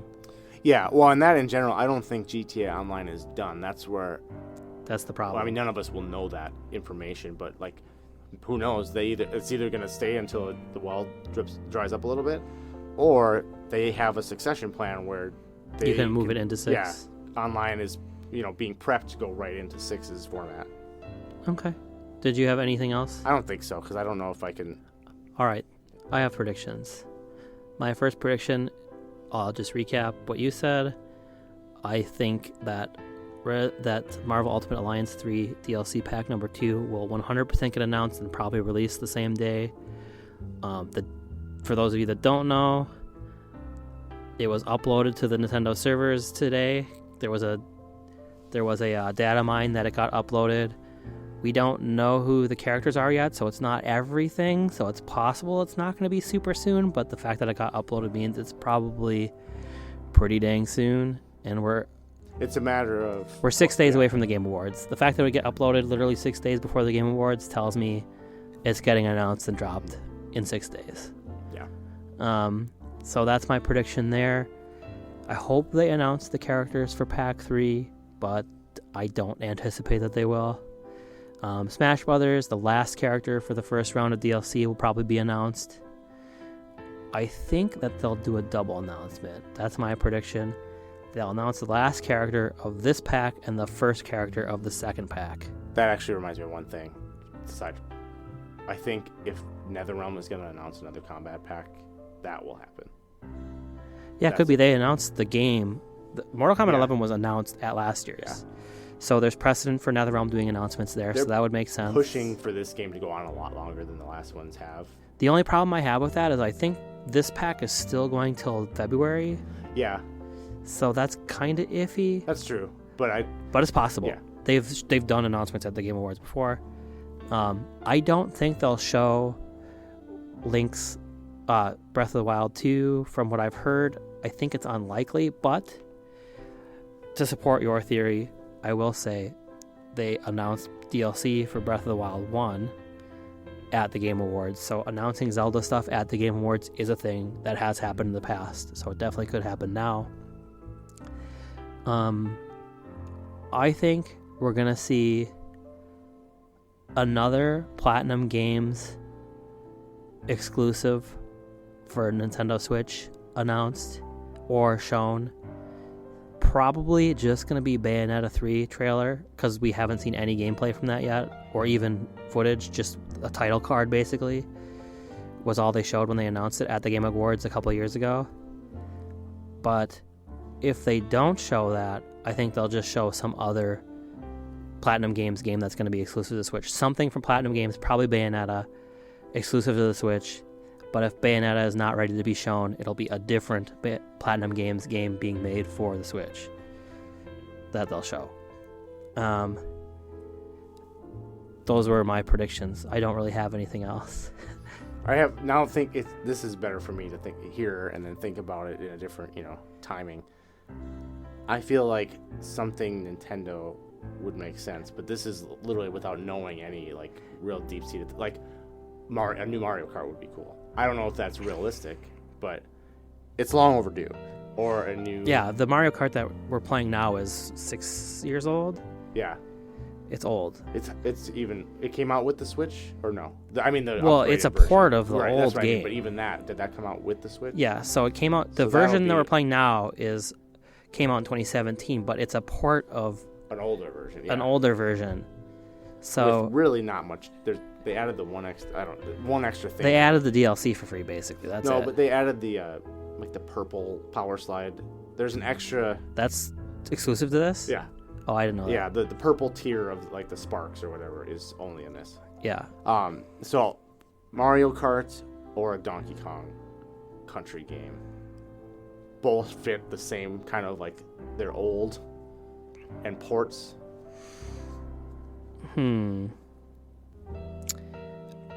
I would like that to be the announcement. I think Donkey Kong is unlikely because Retro is working on Metroid right now. Yeah. And that's been their go-to for making Donkey Kong games ever since Rare left. Where's Star Fox at? The theory was that Retro was making it up until Retro took over Metroid. Okay. But then... I'm just trying to think of what...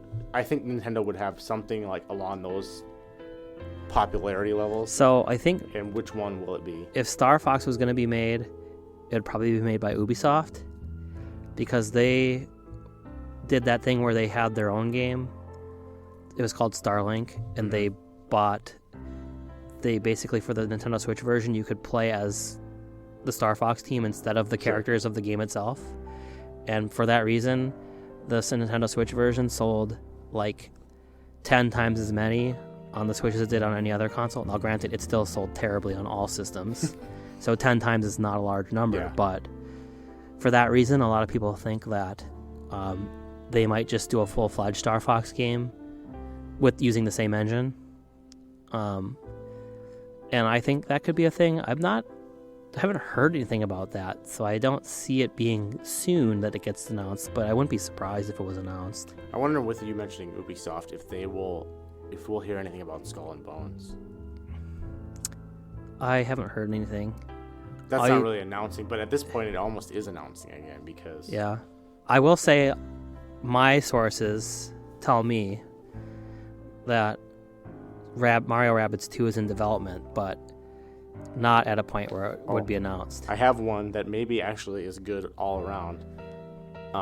Because is it officially at all in a new Batman game? Oh, actually, that is on the rumor list. Okay, and that's not officially announced, but the rumor is Batman Court of the Owls type. Yeah, thing, so this got leaked to the point where it's 100% a game that exists and is being made. Everyone knows it's not a secret. But nobody knows what the name of it is. But then nobody actually announced it. Never had like a official like press conference or like press release. I would be super hyped for that, obviously, even though I don't know much about that. So this is a game that everyone knows exists. Like literally, not a rumor, it does exist. But it hasn't had a press release of any kind or any footage or even a title card shown. So it would make sense. Trying to remember, though, it was not tied to Rocksteady, or is it tied to Rocksteady? No, it's made by... the people that did Arkham Origins, maybe? It's some Canadian studio. Yeah, I guess I'd have to see it. If it's somebody new, I'm open. If it's the same team that did the one kind of not in the trilogy Batman game previously, the Arkham games. I'm not familiar enough to say, but I think I heard that it was that particular studio. Okay. The only thing I know for absolute certain is that it's some studio based out of Canada. Okay. I mean, I'd get the game, but it's not... it's like a knockoff, dollar store Arkham game at that point. No, that's actually super likely. I mean, I haven't heard that it's getting announced, but like... It's a game that's been a ticking time bomb of getting announced for about 6 months now. That could be cool. Ever since, like, basically the story got leaked. Yeah. I mean, like, not like we know the characters that will be in the story and, like, the original comic book story arc that it's based on. Mm-hmm. And, like... Do we know any voice actor information? Because the reason I bring that up is among all the things for the last time they possibly made this game, is they didn't even have Kevin Conroy do Batman, which is like if you're gonna have one person, it's got to be the same Batman. I don't personally. That info is not out there or anything. It might be. It's not. To be completely honest, it's just not a game. If this was like the next game being made by the Octopath team, I would know everything there is to know. But it's not that. So all I know is the studio confirmed. The studio on their Twitter confirmed that the leak is true. They are making the next Batman game. Okay. And that the story arc that people had said it was about is, yes, it is that story arc. Okay. That is 100% confirmed by the developers themselves. But we have not seen a title card. We don't know the name of the game.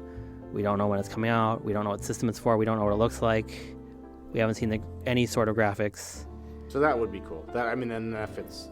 That's the only thing on my list of thoughts that actually could be an announced game, technically. So the only thing I would add here is, for my wish of what will get announced, but probably not, is I hope Nintendo... I think Nintendo will make an announcement. I just have no clue. Like, I haven't heard any hints as to what it might be. So I'm going to hope that announcement is for a new F-Zero game. Incredibly unlikely. It seems like Nintendo themselves is like really not into the idea of making one. I mean, they've been saying stuff along the lines of like, we've heard that people want F-Zero, but we don't know why. Mm-hmm. Which is like a disconcerting quote if you care about F-Zero like I do. But it would be cool, but I don't expect it to happen. So that's good for me on this category, unless you had anything you wanted to say.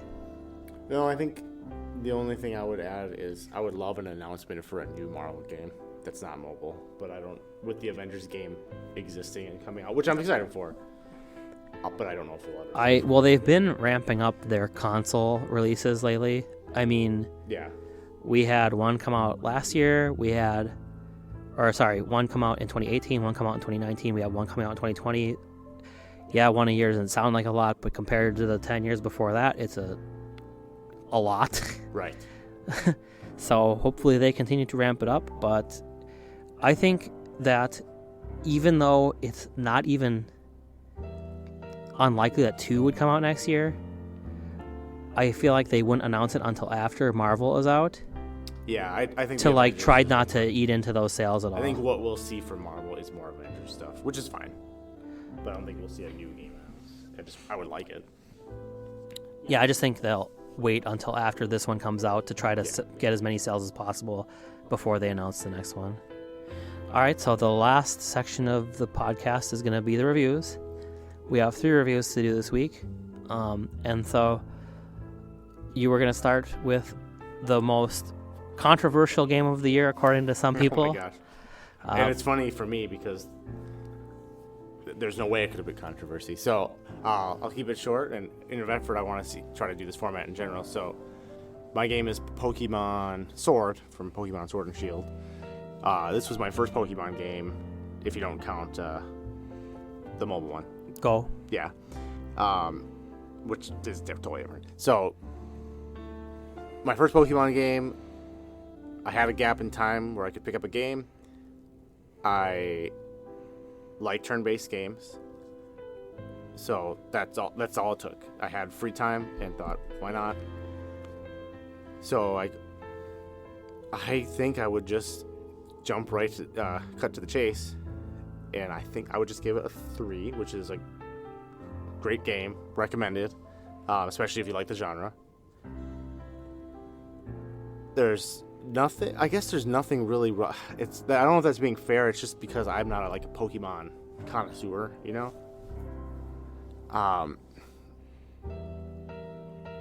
Because when you asked me about Jedi Fallen Order stuff last time, I was like, am I being unfair by not giving it a 5 kind of thing? And I liked being able to... So actually, I'll do the same thing. If you're a Pokemon fan, if I'm now a hardcore Pokemon fan, I'd probably give it a 4 or a 5 maybe. Mm-hmm. I just don't think I can do that yet at this stage because this is my first one. I think a 3 fits for me because it was a little easy. Time was great, as far as you could do it. You can complete the game in a short amount of time, but to collect everything is a good long amount of time. Art style is okay. Pokemon look good. Characters that the trainers themselves, I could go both ways on the art style there. And then what I will say, so like to compare to like a game like Octopath, because that's the only other I think turn-based, like you can get hit in the wild, fight kind of a thing. Mm-hmm. Music is good, but it's extremely repetitive, and maybe that's a normal thing in Pokemon games. But like Octopath had a nice, their music absolutely destroys. But even if it didn't due to the level it did, it rotates the combat music well. Where this is the same fight outside of the stadium fights. Yeah, I've actually heard a lot of people say they love the stadium battle music. Yeah, that one's good. It's just that's like 5% of the time. Sure. Overall, out of like 70 hours. And once the story's over, it's just the regular fight music, and that is troubling. Not bad. It's good, but when that's all, it's kind of like what you said about another game earlier. But it's Do you know which song Toby Fox did for this game? I don't know. I'm asking. I don't know. Okay, I'm just curious. No, yeah. I really like Toby Fox as a composer. Yeah, the stadium music is good. I wish once you beat the game they started alternating that a little bit more. Yeah. Any second battle theme in the overworld would have been nice, but the same one, literally when there's 400 Pokemon and how many thousands of times you're picking fights, even when you need to run away and it's the wrong thing that you ran into, it's super repetitive in that regard. So that's probably part of the reason I wouldn't give it higher than a 3 right now, like for my first game. But overall, I really like the game. No glitchy issues really. It performs really well. So 3. Okay. Definitely recommend it. Do you feel like... So the new features in this game were the campsite, the curry, the wild area, so like the open world portion of the game, and Gigantamax were the new things that were not in the old Pokemon. Specifically, Dynamax in general, like all these are the features. So I will say they took away... You say curry and camping? Yes, although I don't think you have to camp to make curry. Yeah, but... I was going to say, I'll combine those. I think the camping is... I think it's cool. See, that one is hard because if it wasn't in other ones, I don't think it was... I haven't played those, so like I could have done with it or without it. I only did it because it's required to get a hidden stat up with Pokemon as far as happiness goes. Mm-hmm. So that feature... Some people might like. I just didn't care about it that much. Okay. It was like a mini game, so like once I had seen it once, it was funny. Like some of the stuff that you saw with me, as far as like playing with them. Yeah. And the same with making the curry. But once I had done it once, I was like, okay, I don't know if I would need to do that again. And you don't really need to outside of a couple times. Mm-hmm. My question about the wild area is: so before that didn't exist, was it just the paths in between the different areas? That's yes. it. Okay, that's great. That's probably unanimously the best thing that was changed. Side stuff to that I don't like is, and I guess I don't like it because, and what I'm saying is, not doing this would make it much harder for the collecting aspect, but basically, for example, the first of every month is fixed weather. So, like, if I set my switch to July 1st, it's sunny everywhere, wild area and everywhere else. It's sunny in every single section, where the wild area probably has like 70 different 70's a lot. 20 different sections. Mm-hmm. On the 1st, that's the same across the board. So December is snow. So December was the weekend that I got it. December 1st, you go in and everywhere is snow. That's not super fun to like find random things. You're going to be super limited on what's going to show up. Every other date is fine. 2nd through the end of the month, each of those 20 areas is random, even though it's winter in, December for most areas in real life. Every other area on those other dates are completely random. There might be snow, but there might be sun. So you have a chance. So I guess what I'm saying is I don't like... It's good if you want to collect something, you can set your, internal clock to the 1st and guarantee you're going to have a chance at something there. But trying to play without doing that on the 1st was like, I might as well not even play because... Yeah. But otherwise, wild area, good. Dynamax. Okay, let me explain something to you. Yeah. So, Dynamax is new, but it's not new. So there was in Sun and Moon, there was a per battle evolution. Oh, sure. So, like, you could evolve your Blastoise into like a Super Blastoise, and it would last for the rest of the battle. So this gigantic, they took that out and they replaced the Gigantamax. The major strategy difference here is, with the old one, you lose a turn to evolve them for the rest of the battle, but it's permanent. With this one, it's like you get the 3 turns. Yeah. So you have to, quote unquote, choose when to use it. So do you think that added a layer of strategy doesn't matter? What do you think about the comparison between those two systems? I think it's really good if this was a PvP only game, which can be technically. You can play other people, but in an actual PvP based game, I think it's really good. The level of difficulty this game has, I don't think it mattered because it was the same outcome every time. I think in the battles it's cool. I like the idea of I'm fighting 3, or technically 6, all 6 of mine until they're out. Even if it's 3-on-3, whatever the case may be, I like the idea of I only get to pick one to Dynamax for the whole list of Pokemon I have, and they only get 3 turns. Because versus someone I don't know, if they pop it and I'm not ready, that could really mess with me, or vice versa.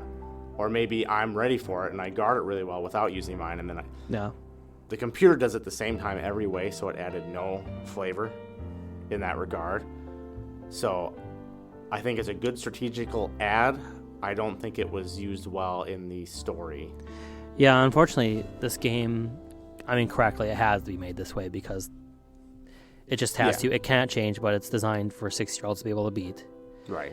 And that's why there's stuff out there like fan-made rules like Nuzlocke and stuff like that. They're fan-made rules lists that you can look up on the internet that's like you fake your own permadeath, so if something dies, you can't put it back in your party. Oh, you sure. Yeah. have to play the first 6 Pokemon you run into, you must catch, and you must use as your group until one of them dies from permadeath. That would be actually fun, but basically what I'm trying to say is, for years, fans have come up with ways to try to make the game more difficult for themselves, because, unfortunately, and admittedly correctly on Nintendo's part, the game has always been super easy, and it can't change because of the demographic. It's just too popular among kids to make hard. What I will say, and this is probably not an addition, I just think this is important to bring up. After the game is over, there's a battle tower that replaces the last area or one of the last stadiums. Mm-hmm. It's the same location, but the activity it's a scaling difficulty thing, just PvE, but I went to that because you need an item to get. Once you get to tier 4 or something like that, you get an item that I wanted. That I think has potential. I don't know if that's still hard enough, but what happened is I figured I just gotta beat there and you rank up, and I'll be in and out. The whole game conditions you to be like this. For me at least, it's not hard, like you said. When you get there, I think I'm gonna take my legendary Pokemon, my 100 level, and dunk this and just be done with it. Mm-hmm. All of a sudden, it doesn't explain what it really is. It tells you when you beat the game, there's a battle tower that has increasingly difficult opponents, so try your luck there. That's basically what you get in a nutshell. When you actually get there, it's like, do you want to do singles or doubles? Okay, I didn't even know that was an option, so I did singles. And then it says, do you want to, which party do you want? It has what's your current party, and then the other columns are borrow somebody else's party. No idea what that meant, but I already had my party lined up because I thought I had to take what I had with me. So I picked my party. Then it says, select your Pokemon. I'm like, okay, I don't understand this. I pick my starter, my lead, and then all of a sudden it says first. I'm like, okay, that's weird. Do I have to pick the order all 6 of them come on in? So then I pick my second one, I pick my third one in the order, and then that's it. You can only do 3. I'm like, all right, so that's confusing. So this is a 3-on-3 matchup apparently. But you don't really know that. You're just live, And then lastly, you get into the fight, and the first whatever wood tier, actually kills my first Pokemon. I didn't lose it, but he killed my first one, and I'm going, what in the hell is going on here? So it de-levels you to 50. Great idea. I'm all for that in this case, but none of that is explained. I would have probably jumped on this mode sooner if I knew it was kind of like a challenge mode. Yeah. So it's basically, they have level 50s, you have level 50s. I don't know if that ever changes, but you're always going to equal them. It scales it for you. It's 3-on-3. You cannot switch your Pokemon. Okay. So is it the 1, 2, 3 order was once they die? I take it back. I think you can switch them. you don't get a free switch when you beat one. Oh, okay. You can switch them, but you take the penalty hit for switching in the middle of a fight. Once you cannot revive, you cannot use items. So you think potentially this could have been maybe even the best new feature, but you haven't explored it enough yet? I didn't know if it was a pre-existing feature, but if it's a new feature, it's probably the best one based on what I've seen so far. It's a little slot machine-ish because you don't get to use items. Like in that, well, I mean, it had to be that way, but it comes down to like, well, so for like what I did is I picked my most versatile Pokemon with different move types to counter. Like a normal type. Kind of. I picked one of the one of the end game legendaries that has like a fighting move, a stone move, a dragon move. Oh, sure. Who can't Dynamax? That's the other thing. Last thing I'll say. Then I picked my game specific legendary, one of the wolves, as my second because he was my hardest hitter. But I can pick when I need to sub him in. If the first one goes as long as he can. Hopefully he kills the first one and then we're good. And then if he dies to the next one, I can put my other one in for free because that is fair. Yeah. And so ideally that would be the wolf. And then my third one that was ideally the anchor was my Gigantamax because you can Dynamax in this too. Okay. Which the computer never did, so I don't know if that changes eventually, but that actually was cool because they're like, hey, they didn't actually Dynamax the last one. So, yeah. Okay. All right. So I'll move on. I have 2 reviews that I'm doing. The first one is for Dragon Quest XI Deluxe, or like S. It's basically, this game originally came out 2 years ago on the 3DS, and it came out 1 year ago on the PlayStation. And this is basically like the PlayStation combined with the DS version. It's got like basically all the PlayStation exclusive areas with the PlayStation graphics, with the DS exclusive areas, and you can optionally play with the DS graphics if you had wanted to. Yeah.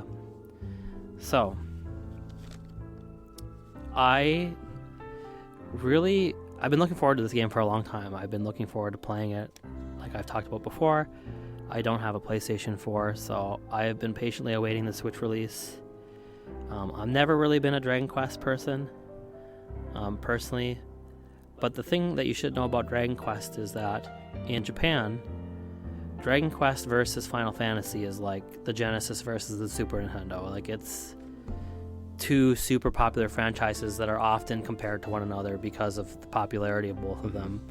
The only thing I'll say that might come as a surprise is that in Japan, while Final Fantasy is popular, Dragon Quest is the clear winner. Like, it's definitely the Dragon Quest is the popular one. Similar again to Genesis, Super Nintendo. I mean, most people say Super Nintendo, but most people consider both to have been like really good systems. Yeah. So along those lines, I want to talk about art style first, which is that this game, all the art and character design and enemy design is done by Akira Toriyama, who's mainly known for being the artist from Dragon Ball Z. Going back to the Final Fantasy comparison, when I was a kid and I was playing Final Fantasy IV and Final Fantasy VI, most of those games came with like the instruction booklets were essentially art books. Oh yeah, right. That were all drawn, or the covers of the games on the box and on the label were all drawn by Yoshitaka Amano, who's an incredible artist. And so when I was a kid, I always thought, man, because I understood, like I could tell that eventually graphics would be what they were. Graphics were improving at a rate at that time where it was like, you and I both knew that graphics would be as good as they are today. We just didn't know when. Yeah. Well, would you say you liked so I would say I want books. I missed instruction books like that, but it's only because back then it was cool for me, like a good one is Ghouls and Ghosts. It was cool to be like, this is what this should really look like when graphics get there, but that's it now, and that's totally fine. Yeah. But I don't know if a book would work with that now because I already have it on the Sure. screen. That's where the story is going, okay. Where it was like, this game is going to be so tight when it's literally animated Yoshitaka Amano paintings. Like, I cannot wait. Mm-hmm. Unfortunately, that never happened. They ended up going for like realistic 3D eventually, And as it turned, one thing that I could never have predicted about graphics, even though I knew eventually they'd be insane compared to where we were back then, the one thing I never predicted was that 2D would be so much more expensive than 3D to make that 2D would become extinct. Yeah. Because that would have been a requirement of making it look like Yoshitaka Amano. But anyway, that happened. Whereas Dragon Quest, this is what Akira Toriyama art in 3D would look like. That's cool. It's like a reasonable, like non-silly looking version of, think of Dragon Ball Z characters, but in 3D that don't look stupid, but are definitely Dragon Ball Z characters. Mm-hmm. And that's what this game looks like, and that's awesome. And I envy Dragon Quest fans for that reason. I wish that the main artist of my game had seen his vision come through like this, because it looks cool. So art direction thought was really good for that reason. If you're a fan of Akira Toriyama, definitely you will love it. The next thing I wanted to talk about was a thing that I didn't like much about the game, which is that, so when the game introduces all the characters to you, it introduces them all, with the exception of the main character, as companions that control themselves. So you're fighting turn-based battles where you are choosing what the main character does, but the other characters just do whatever they feel like doing. And no, yeah. And no, they're not stupid. Well, yeah. For the most, well, that's part of this story, but it's not like where they're literally keeping you from winning. Sure. So about, I don't want to put a time on it for spoiler reasons, but at some point in the game, they tell you, there's a setting to control the characters. Oh. It's for a story reason, but it happens where eventually you learn that you can control them. And it's at that time that I realized that basically it made the game a lot more fun. So before that, again, like I said, you have a party of 4 at a time, and you can switch in and out characters. If you switch the main character out of the party at this time, and you don't know about the setting, literally the game controls itself when you get into a fight. Oh, that's funny. You don't control anyone. So it's like that. Like literally you're only controlling the hero unless you have played the game before and know that that's in the settings menu. So for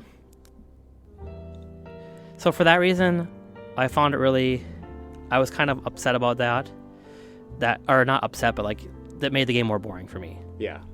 And then I'll get into the next part, which is that the character balance is pretty bad in this game, and the main character is the worst character without question.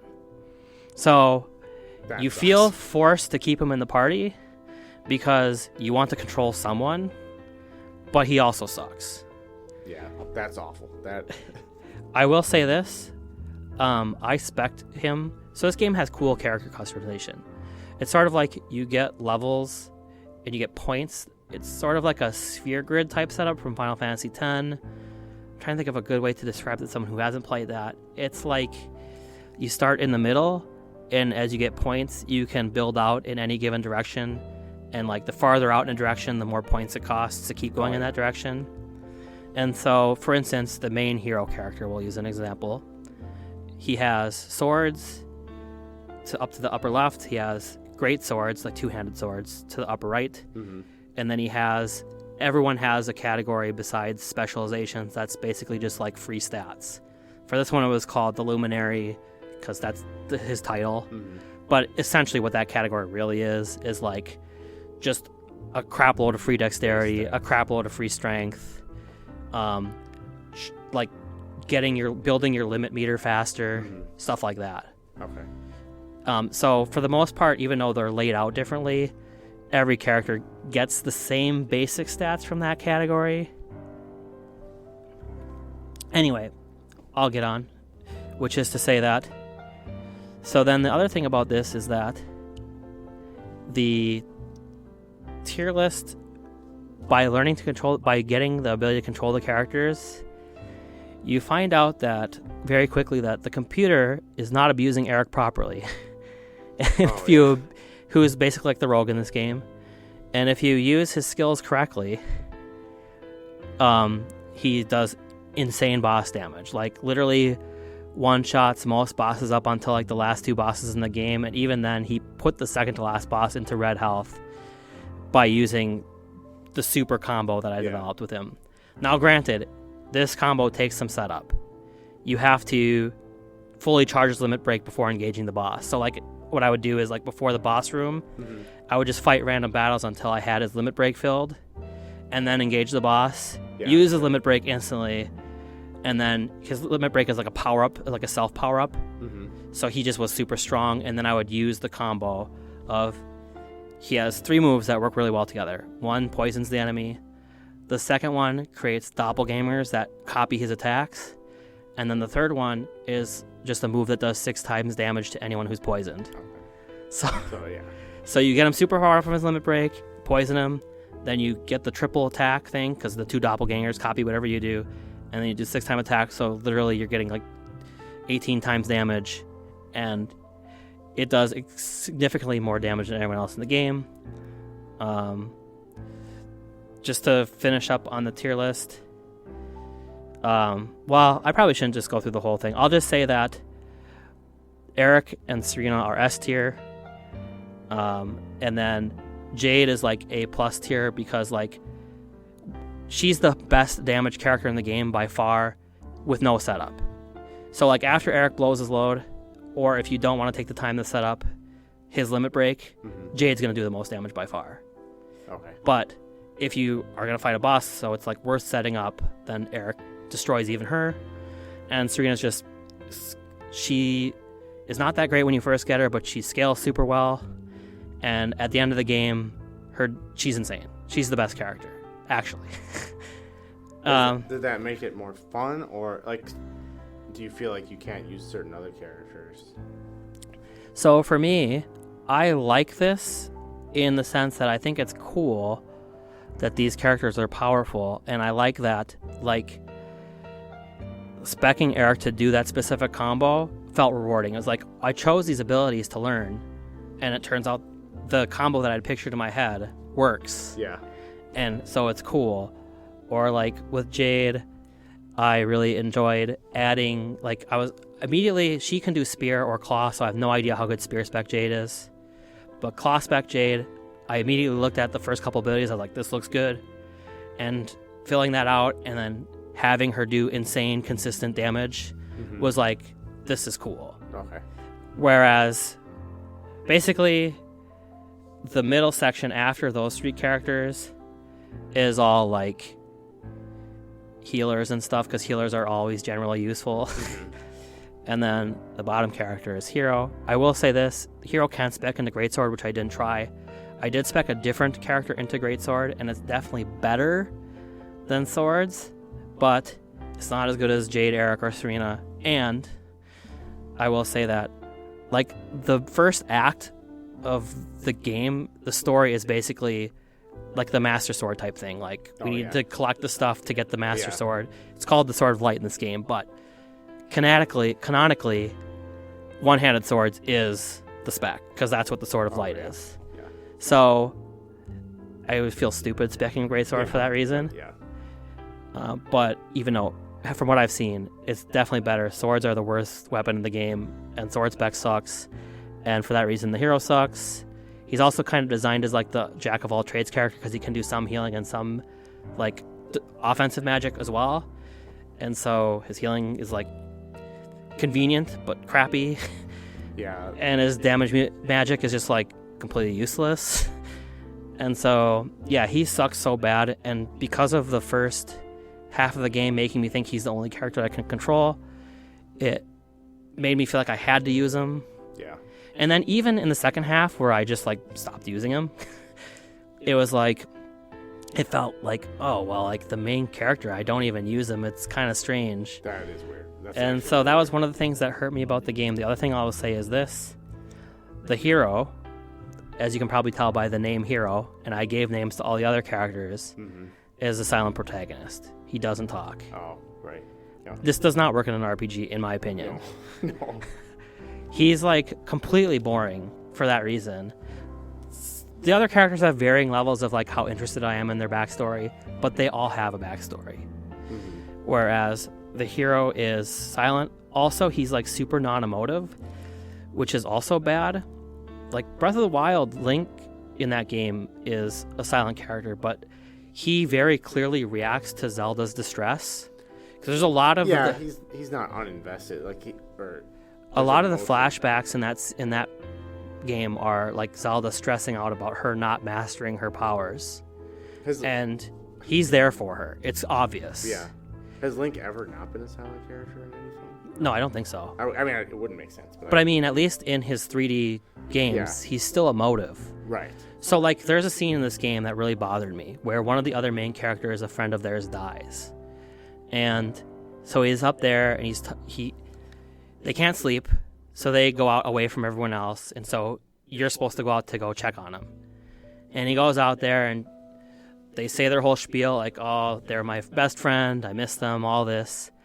And then at the end of the conversation, they're like, hey, do you think...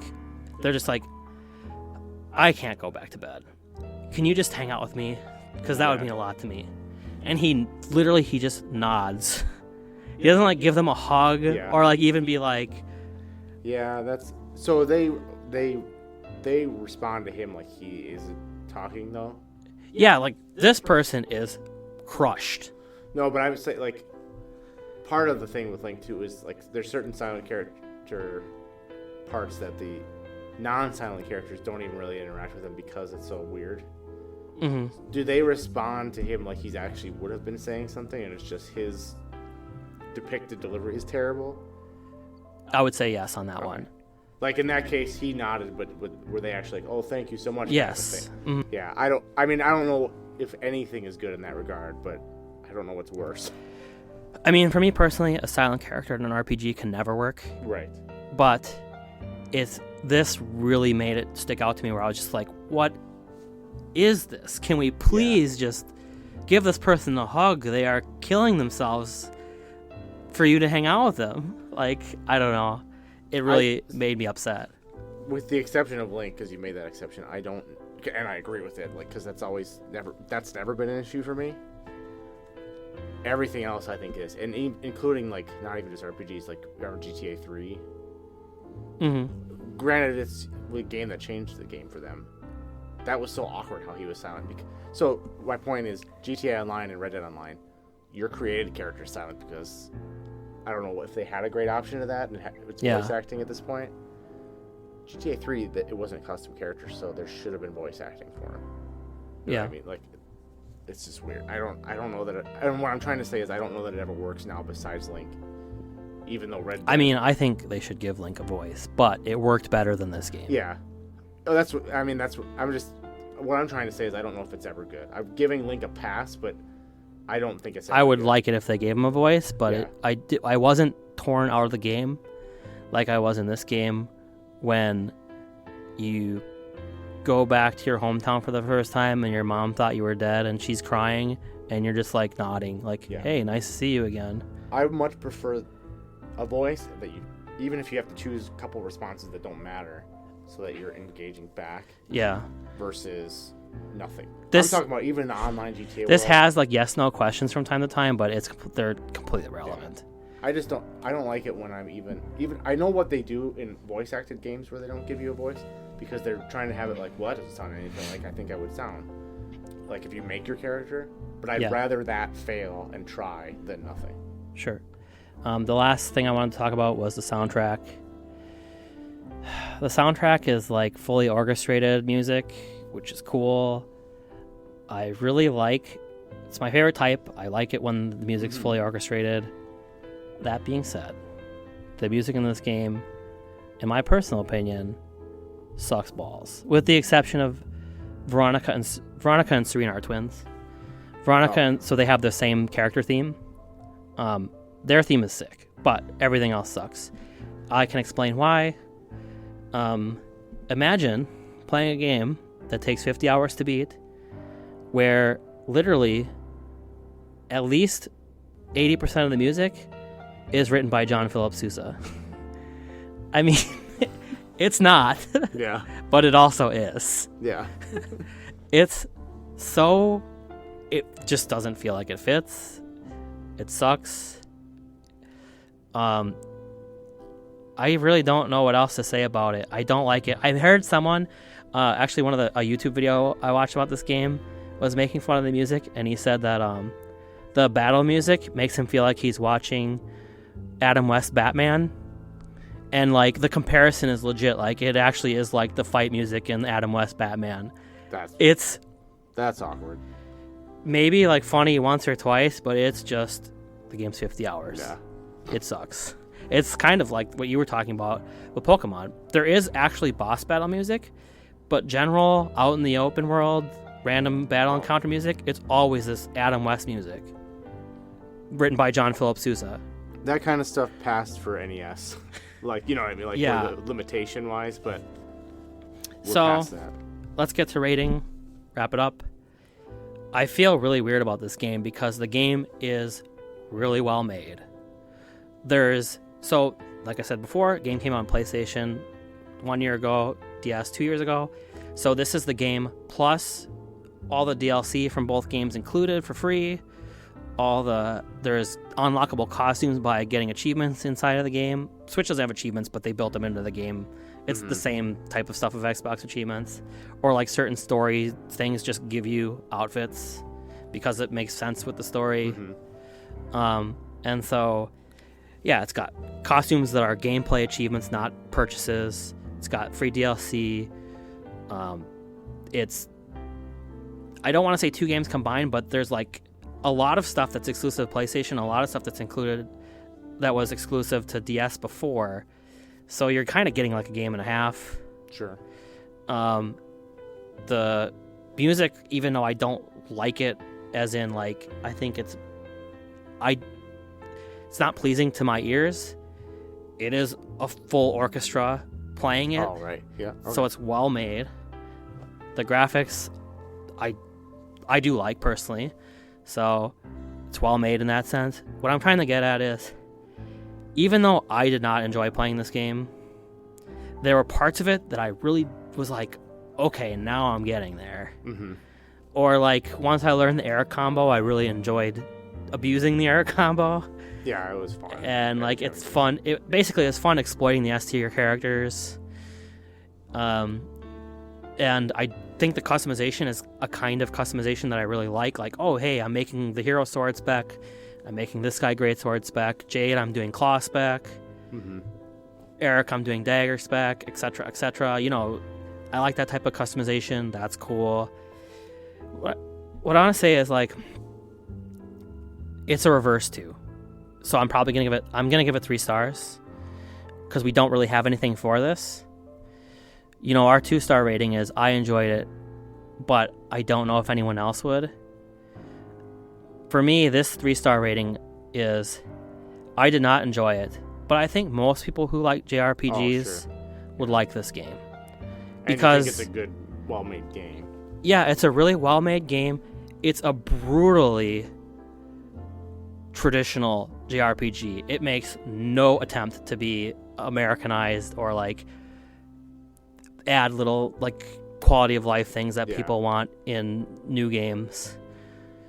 And I appreciate that. I want the game to be like that. But for the reasons that I mentioned, I thought the story was like really very basic. Like Our Princess is Another Castle level of basic. Oh, sure. Yeah. I mean, that was a Pokemon thing for me too, but it's there and it's more to it than that, but it's like literally there's maybe like 3 or 4 things that happen throughout the entire 50 hours that you couldn't have predicted the second the character was introduced. Yeah. So for that reason, that and basically the hero being a silent character and the hero sucking took so much out of the game for me and almost killed the game for me. So to anyone who plays this game who hasn't already played it and wants to try it anyway, strongly recommend switch all the characters to self-control. It's called follow orders in the menu. And take the hero out immediately. And you'll like the game a lot more. But I still personally, because of the way that my playthrough went, I have to say it's 3 stars. I think a lot of people who are into JRPGs would probably give this 4 stars. But I'll meet in the middle and give it a 3 because I think it's definitely better than my experience. Sure, that's fair. All right, and so then there was one last game that we wanted to review. This one should go a little bit faster because it's also a significantly shorter game. The other game I'm going to review is called Katana Zero. It's an indie game that came out for the Nintendo. I think it came out for multiple platforms. I'm not sure. I played the Nintendo Switch version. It came out back in May, late May, I want to say. Okay. It's a short game, but it's equally short, small priced. I bought it on Black Friday sale for like $8. So, yeah, it took probably. I've beaten it to get 2 different endings already, and combined, it's still probably only like 5 hours.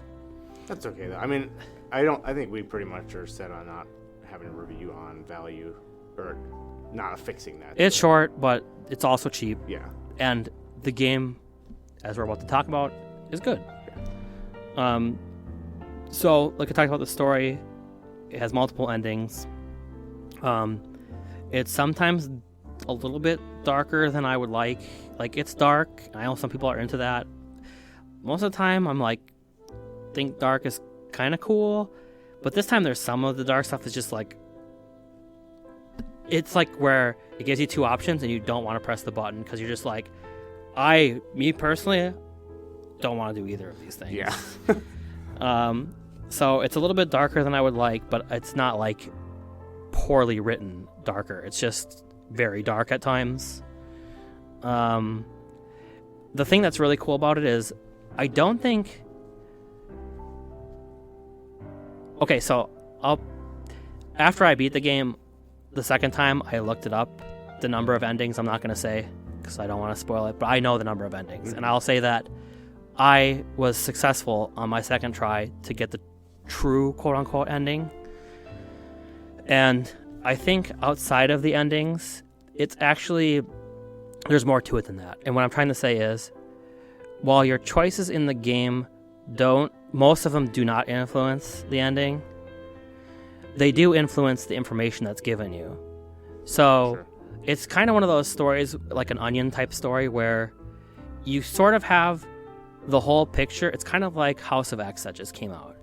You sort of, for the X-Men this summer, you sort of have the whole picture in the first chapter, but none of it makes any sense. Sure. Yeah. And the more you play the game... It's like the first episode of The Lost. Yeah, the more you play the game, the more it tells you what everything means and what actually is happening. And by the time you beat it the first time, you kind of get it. But then if you make different decisions in the second time, they tell you different things. Sure. Who you choose to talk to, or who you choose to be nice to, or who you choose to be mean to, will tell you... You'll get different sets of information. Mm-hmm. And so even if you don't get a different ending, maybe if you make a friend with someone who you were mean to, or maybe if you're mean to someone, in one case, who you were nice to the first time, you'll learn more about what's actually happening than you learned the first time. Okay. So your choices all matter as far as what's shared with you. But that's a good way to do it. I mean... So I thought that was pretty cool. The only other thing I'll add about the story that I don't like is that the credits do end on a to be continued, which feels bad when the game's this short. Yeah. It was priced appropriately, so I'm not mad, but I'm 100% going to play the continuation. But it's kind of like, well, couldn't we just have all done it at once? I could have easily, I've beaten the game twice already, so I could have beaten whatever this continued section is too. Oh, sure, yeah. So it feels like, kind of like, it's weird that I have to wait for it since it's so short. Mm-hmm. But that's a minor complaint because it's not like they overcharged for what is there, in my opinion. Sure. All right, so moving on. The gameplay is really good. There's a lot of room for creativity. This is what I said earlier before the podcast started. I wish I could lend this game to you because I think you would like it a lot. You often talk about how the thing you like about Batman games for replayability is to clear a room in a different way that looks cool. Right. There is a million ways to clear every room in this game in a different way that will look cool in a different way than the way you did it last time.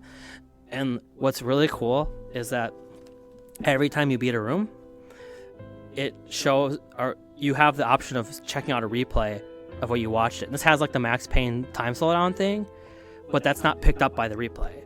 So when you do the time slowdown, your character just looks super fast in the replay. It looks it's so cool. That might be my favorite. Like, I know you just said basically that, but what I should say might even have adopted that better is like Batman started that, and we know Spider-Man is the like similar gameplay style. But what's different is Batman is like stealth rooms, close combat rooms, like that. Those are not exclusive because you are gonna get shot and you can't last when it's a stealth rooms that have guys with guns in it basically. Spider-Man takes that a step further, and I like to see games keep going this kind of direction where it starts out as a stealth room and you can stealth as much as you want, or you can just start fighting. There's only a couple levels in this game that give the option of stealth. Most levels require you to kill everyone to move on. No, I mean, what I mean is, like, I like the idea of, one, how I clear the room. Yes, this one has tons of options. And once I'm committed to, like, a type of, like, even if it's all stealth. Sure. Or half stealth, like, each of those is separate, too. I will say there are, like, at least one, maybe two levels where stealth is an option, but your options for fighting and your options for stealth, like, the options for stealth are not that good, unfortunately, so that level is very hard. Oh, sure. Whereas your options for fighting there's a ton, and you can be very creative and do a lot of different things. Okay. The only thing I'll say about this is that because of the nature of the story, where they introduce you to basically everything right away, but you don't know what any of it means, so by the time you beat the game, it's like a 50-50 story to action ratio. Actually, it's probably more like by the end of the game, because the later levels there's more action, so it's probably closer to 70-30 action, 70 story, 30. Sure. But for the opening of the game, it's like 50-50, and you don't know what any of it is, but you know instantly the action's insanely fun. So the feeling you'll have when you first start this game is, can we just stop talking and just start fighting? Yeah. And can we have longer levels with more rooms to clear? Because the fighting is instantly fun, whereas the story, you're kind of confused.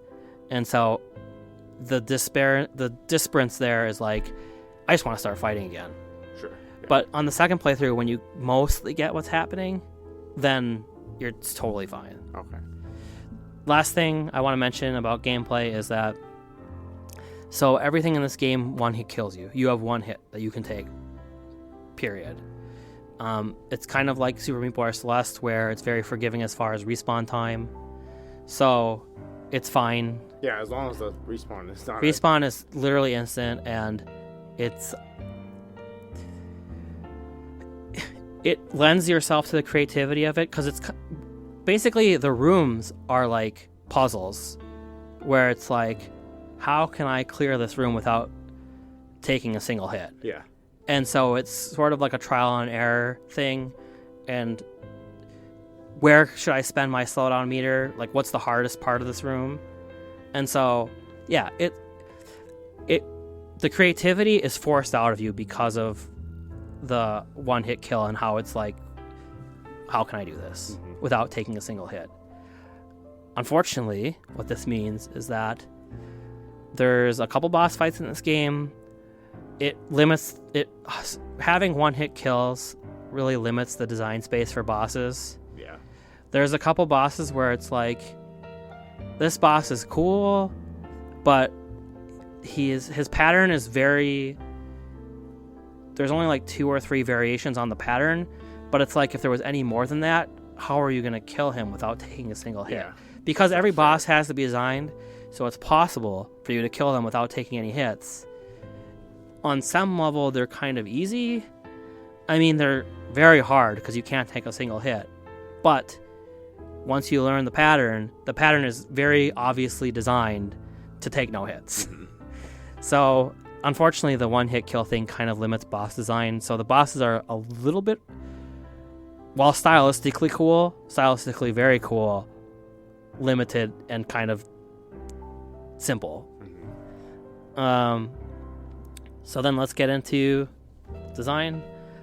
The graphics, it's slow, so it's like, I really like the graphics. I mean, they're 2D pixelated graphics, but it's got a really good theme of like 80s neon retro type thing, I guess. I guess like the future wave 80s is the way you would describe it. The music is really cool, and actually this kind of goes in, it's got a fake Devil May Cry aspect. Oh, that's cool. So what I mean by that is the music's static. It is not really Devil May Cry, but all of the music in the game is like a crescendo. I'm trying to think of a good example of this. Are you familiar with the 9 Inch Nails song Animal? Yeah. Oh yeah. It's like that, where it's just like building up and up and up until the end is just like 10 layers of just noise being shot at you. So it's synthwave, but it's basically roll your boat. So the end result is, though, because everything's one-hit kill and you're like trial and erroring, experimenting how to clear these rooms, it feels like the more times you die, the louder the music gets. The reality is that's just the nature of the song. It's designed to be that way. But the way it plays out, and you'll never know, unless you die enough to loop the song, that it's actually just, that's the way the song is. If you clear the room in one hit, the song is going to just be a very low-key... It's not like Luigi's Mansion Heartbeat, which is not music, but sound that intensely gets... Yeah, no, it's not like that. It's in a bad way. Yeah, it's really cool because it builds up the song until, like, if you've died a lot of times in a room, your frustration is matched by just like the layers of song that are being shot at you. It's really, I love it. What would I say? Oh, the only thing I would say negatively about the sound is that, so again, this game's not long. I'm not going to say exactly how many levels they are, but it's not long. There are less songs than levels. Oh, sure. I actually, today, in preparation for this, I was listening to music at work, and so I was like, well, I should just listen to the soundtrack. Why not? Soundtrack's an hour and a half. Give it a shot. Yeah. The soundtrack's an hour and a half long. I have no idea how that is. Maybe it's just like clips of these songs that are played like in the story scenes. Like the story scenes have a lot of different music. I'm just talking about specifically the actual action portions of the level where you are playing your character and fighting. So at the start of each level, there's an animation where your character puts on headphones and looks at his Walkman, and the Walkman comes up on the bottom of the screen where you can read the name of the song and the artist. And I was like, oh, that's cool. And I played the first level, I was like, the music's sick. I played the second level, I was like, the music's sick. Played the third level. We're going. Fourth level, I've seen this song name before. Yeah. And I've seen this artist name before. So then I thought, oh, maybe the point of the Walkman popping up on the screen is that I get to choose the song. Nope. Oh, yeah. So, okay. It's just a artistic choice. It looks cool. I'm not saying that's bad. But it was just like, yeah, I just felt it was strange that there was fewer songs and levels when there's not a number greater than... I don't want to say how many levels there are, but it makes the point. There's a small enough number where there could have easily been one. Now maybe it's because they have this elaborate building thing that they had to do, and so there's only so many ways you can make variations of that. But for me, that's just a negative that I have to mention. I feel like there should have been, with this number of levels, a different song on every level. Yeah, well executed audiovisual theme. That's everything I have written here. I'm going to give this game 4 stars. I really liked it a lot. I think it's very good. It deserves its spot on the Indie Game of the Year list. Was it on any other? I feel like it was on something else, but that we covered, but maybe not. I think it was up for sound. Okay. For soundtrack. Oh, I actually. Which I I think is reasonable. The soundtrack is actually really cool. When I was listening today by itself, it's good. It's weird because it's like an hour and a half of music is plenty of music. It's just really weird to me that there was repeat music on different levels. That's just for the length of the game, it just doesn't make sense. But the music exists in the game is really good, so I'm totally fine with that nomination too.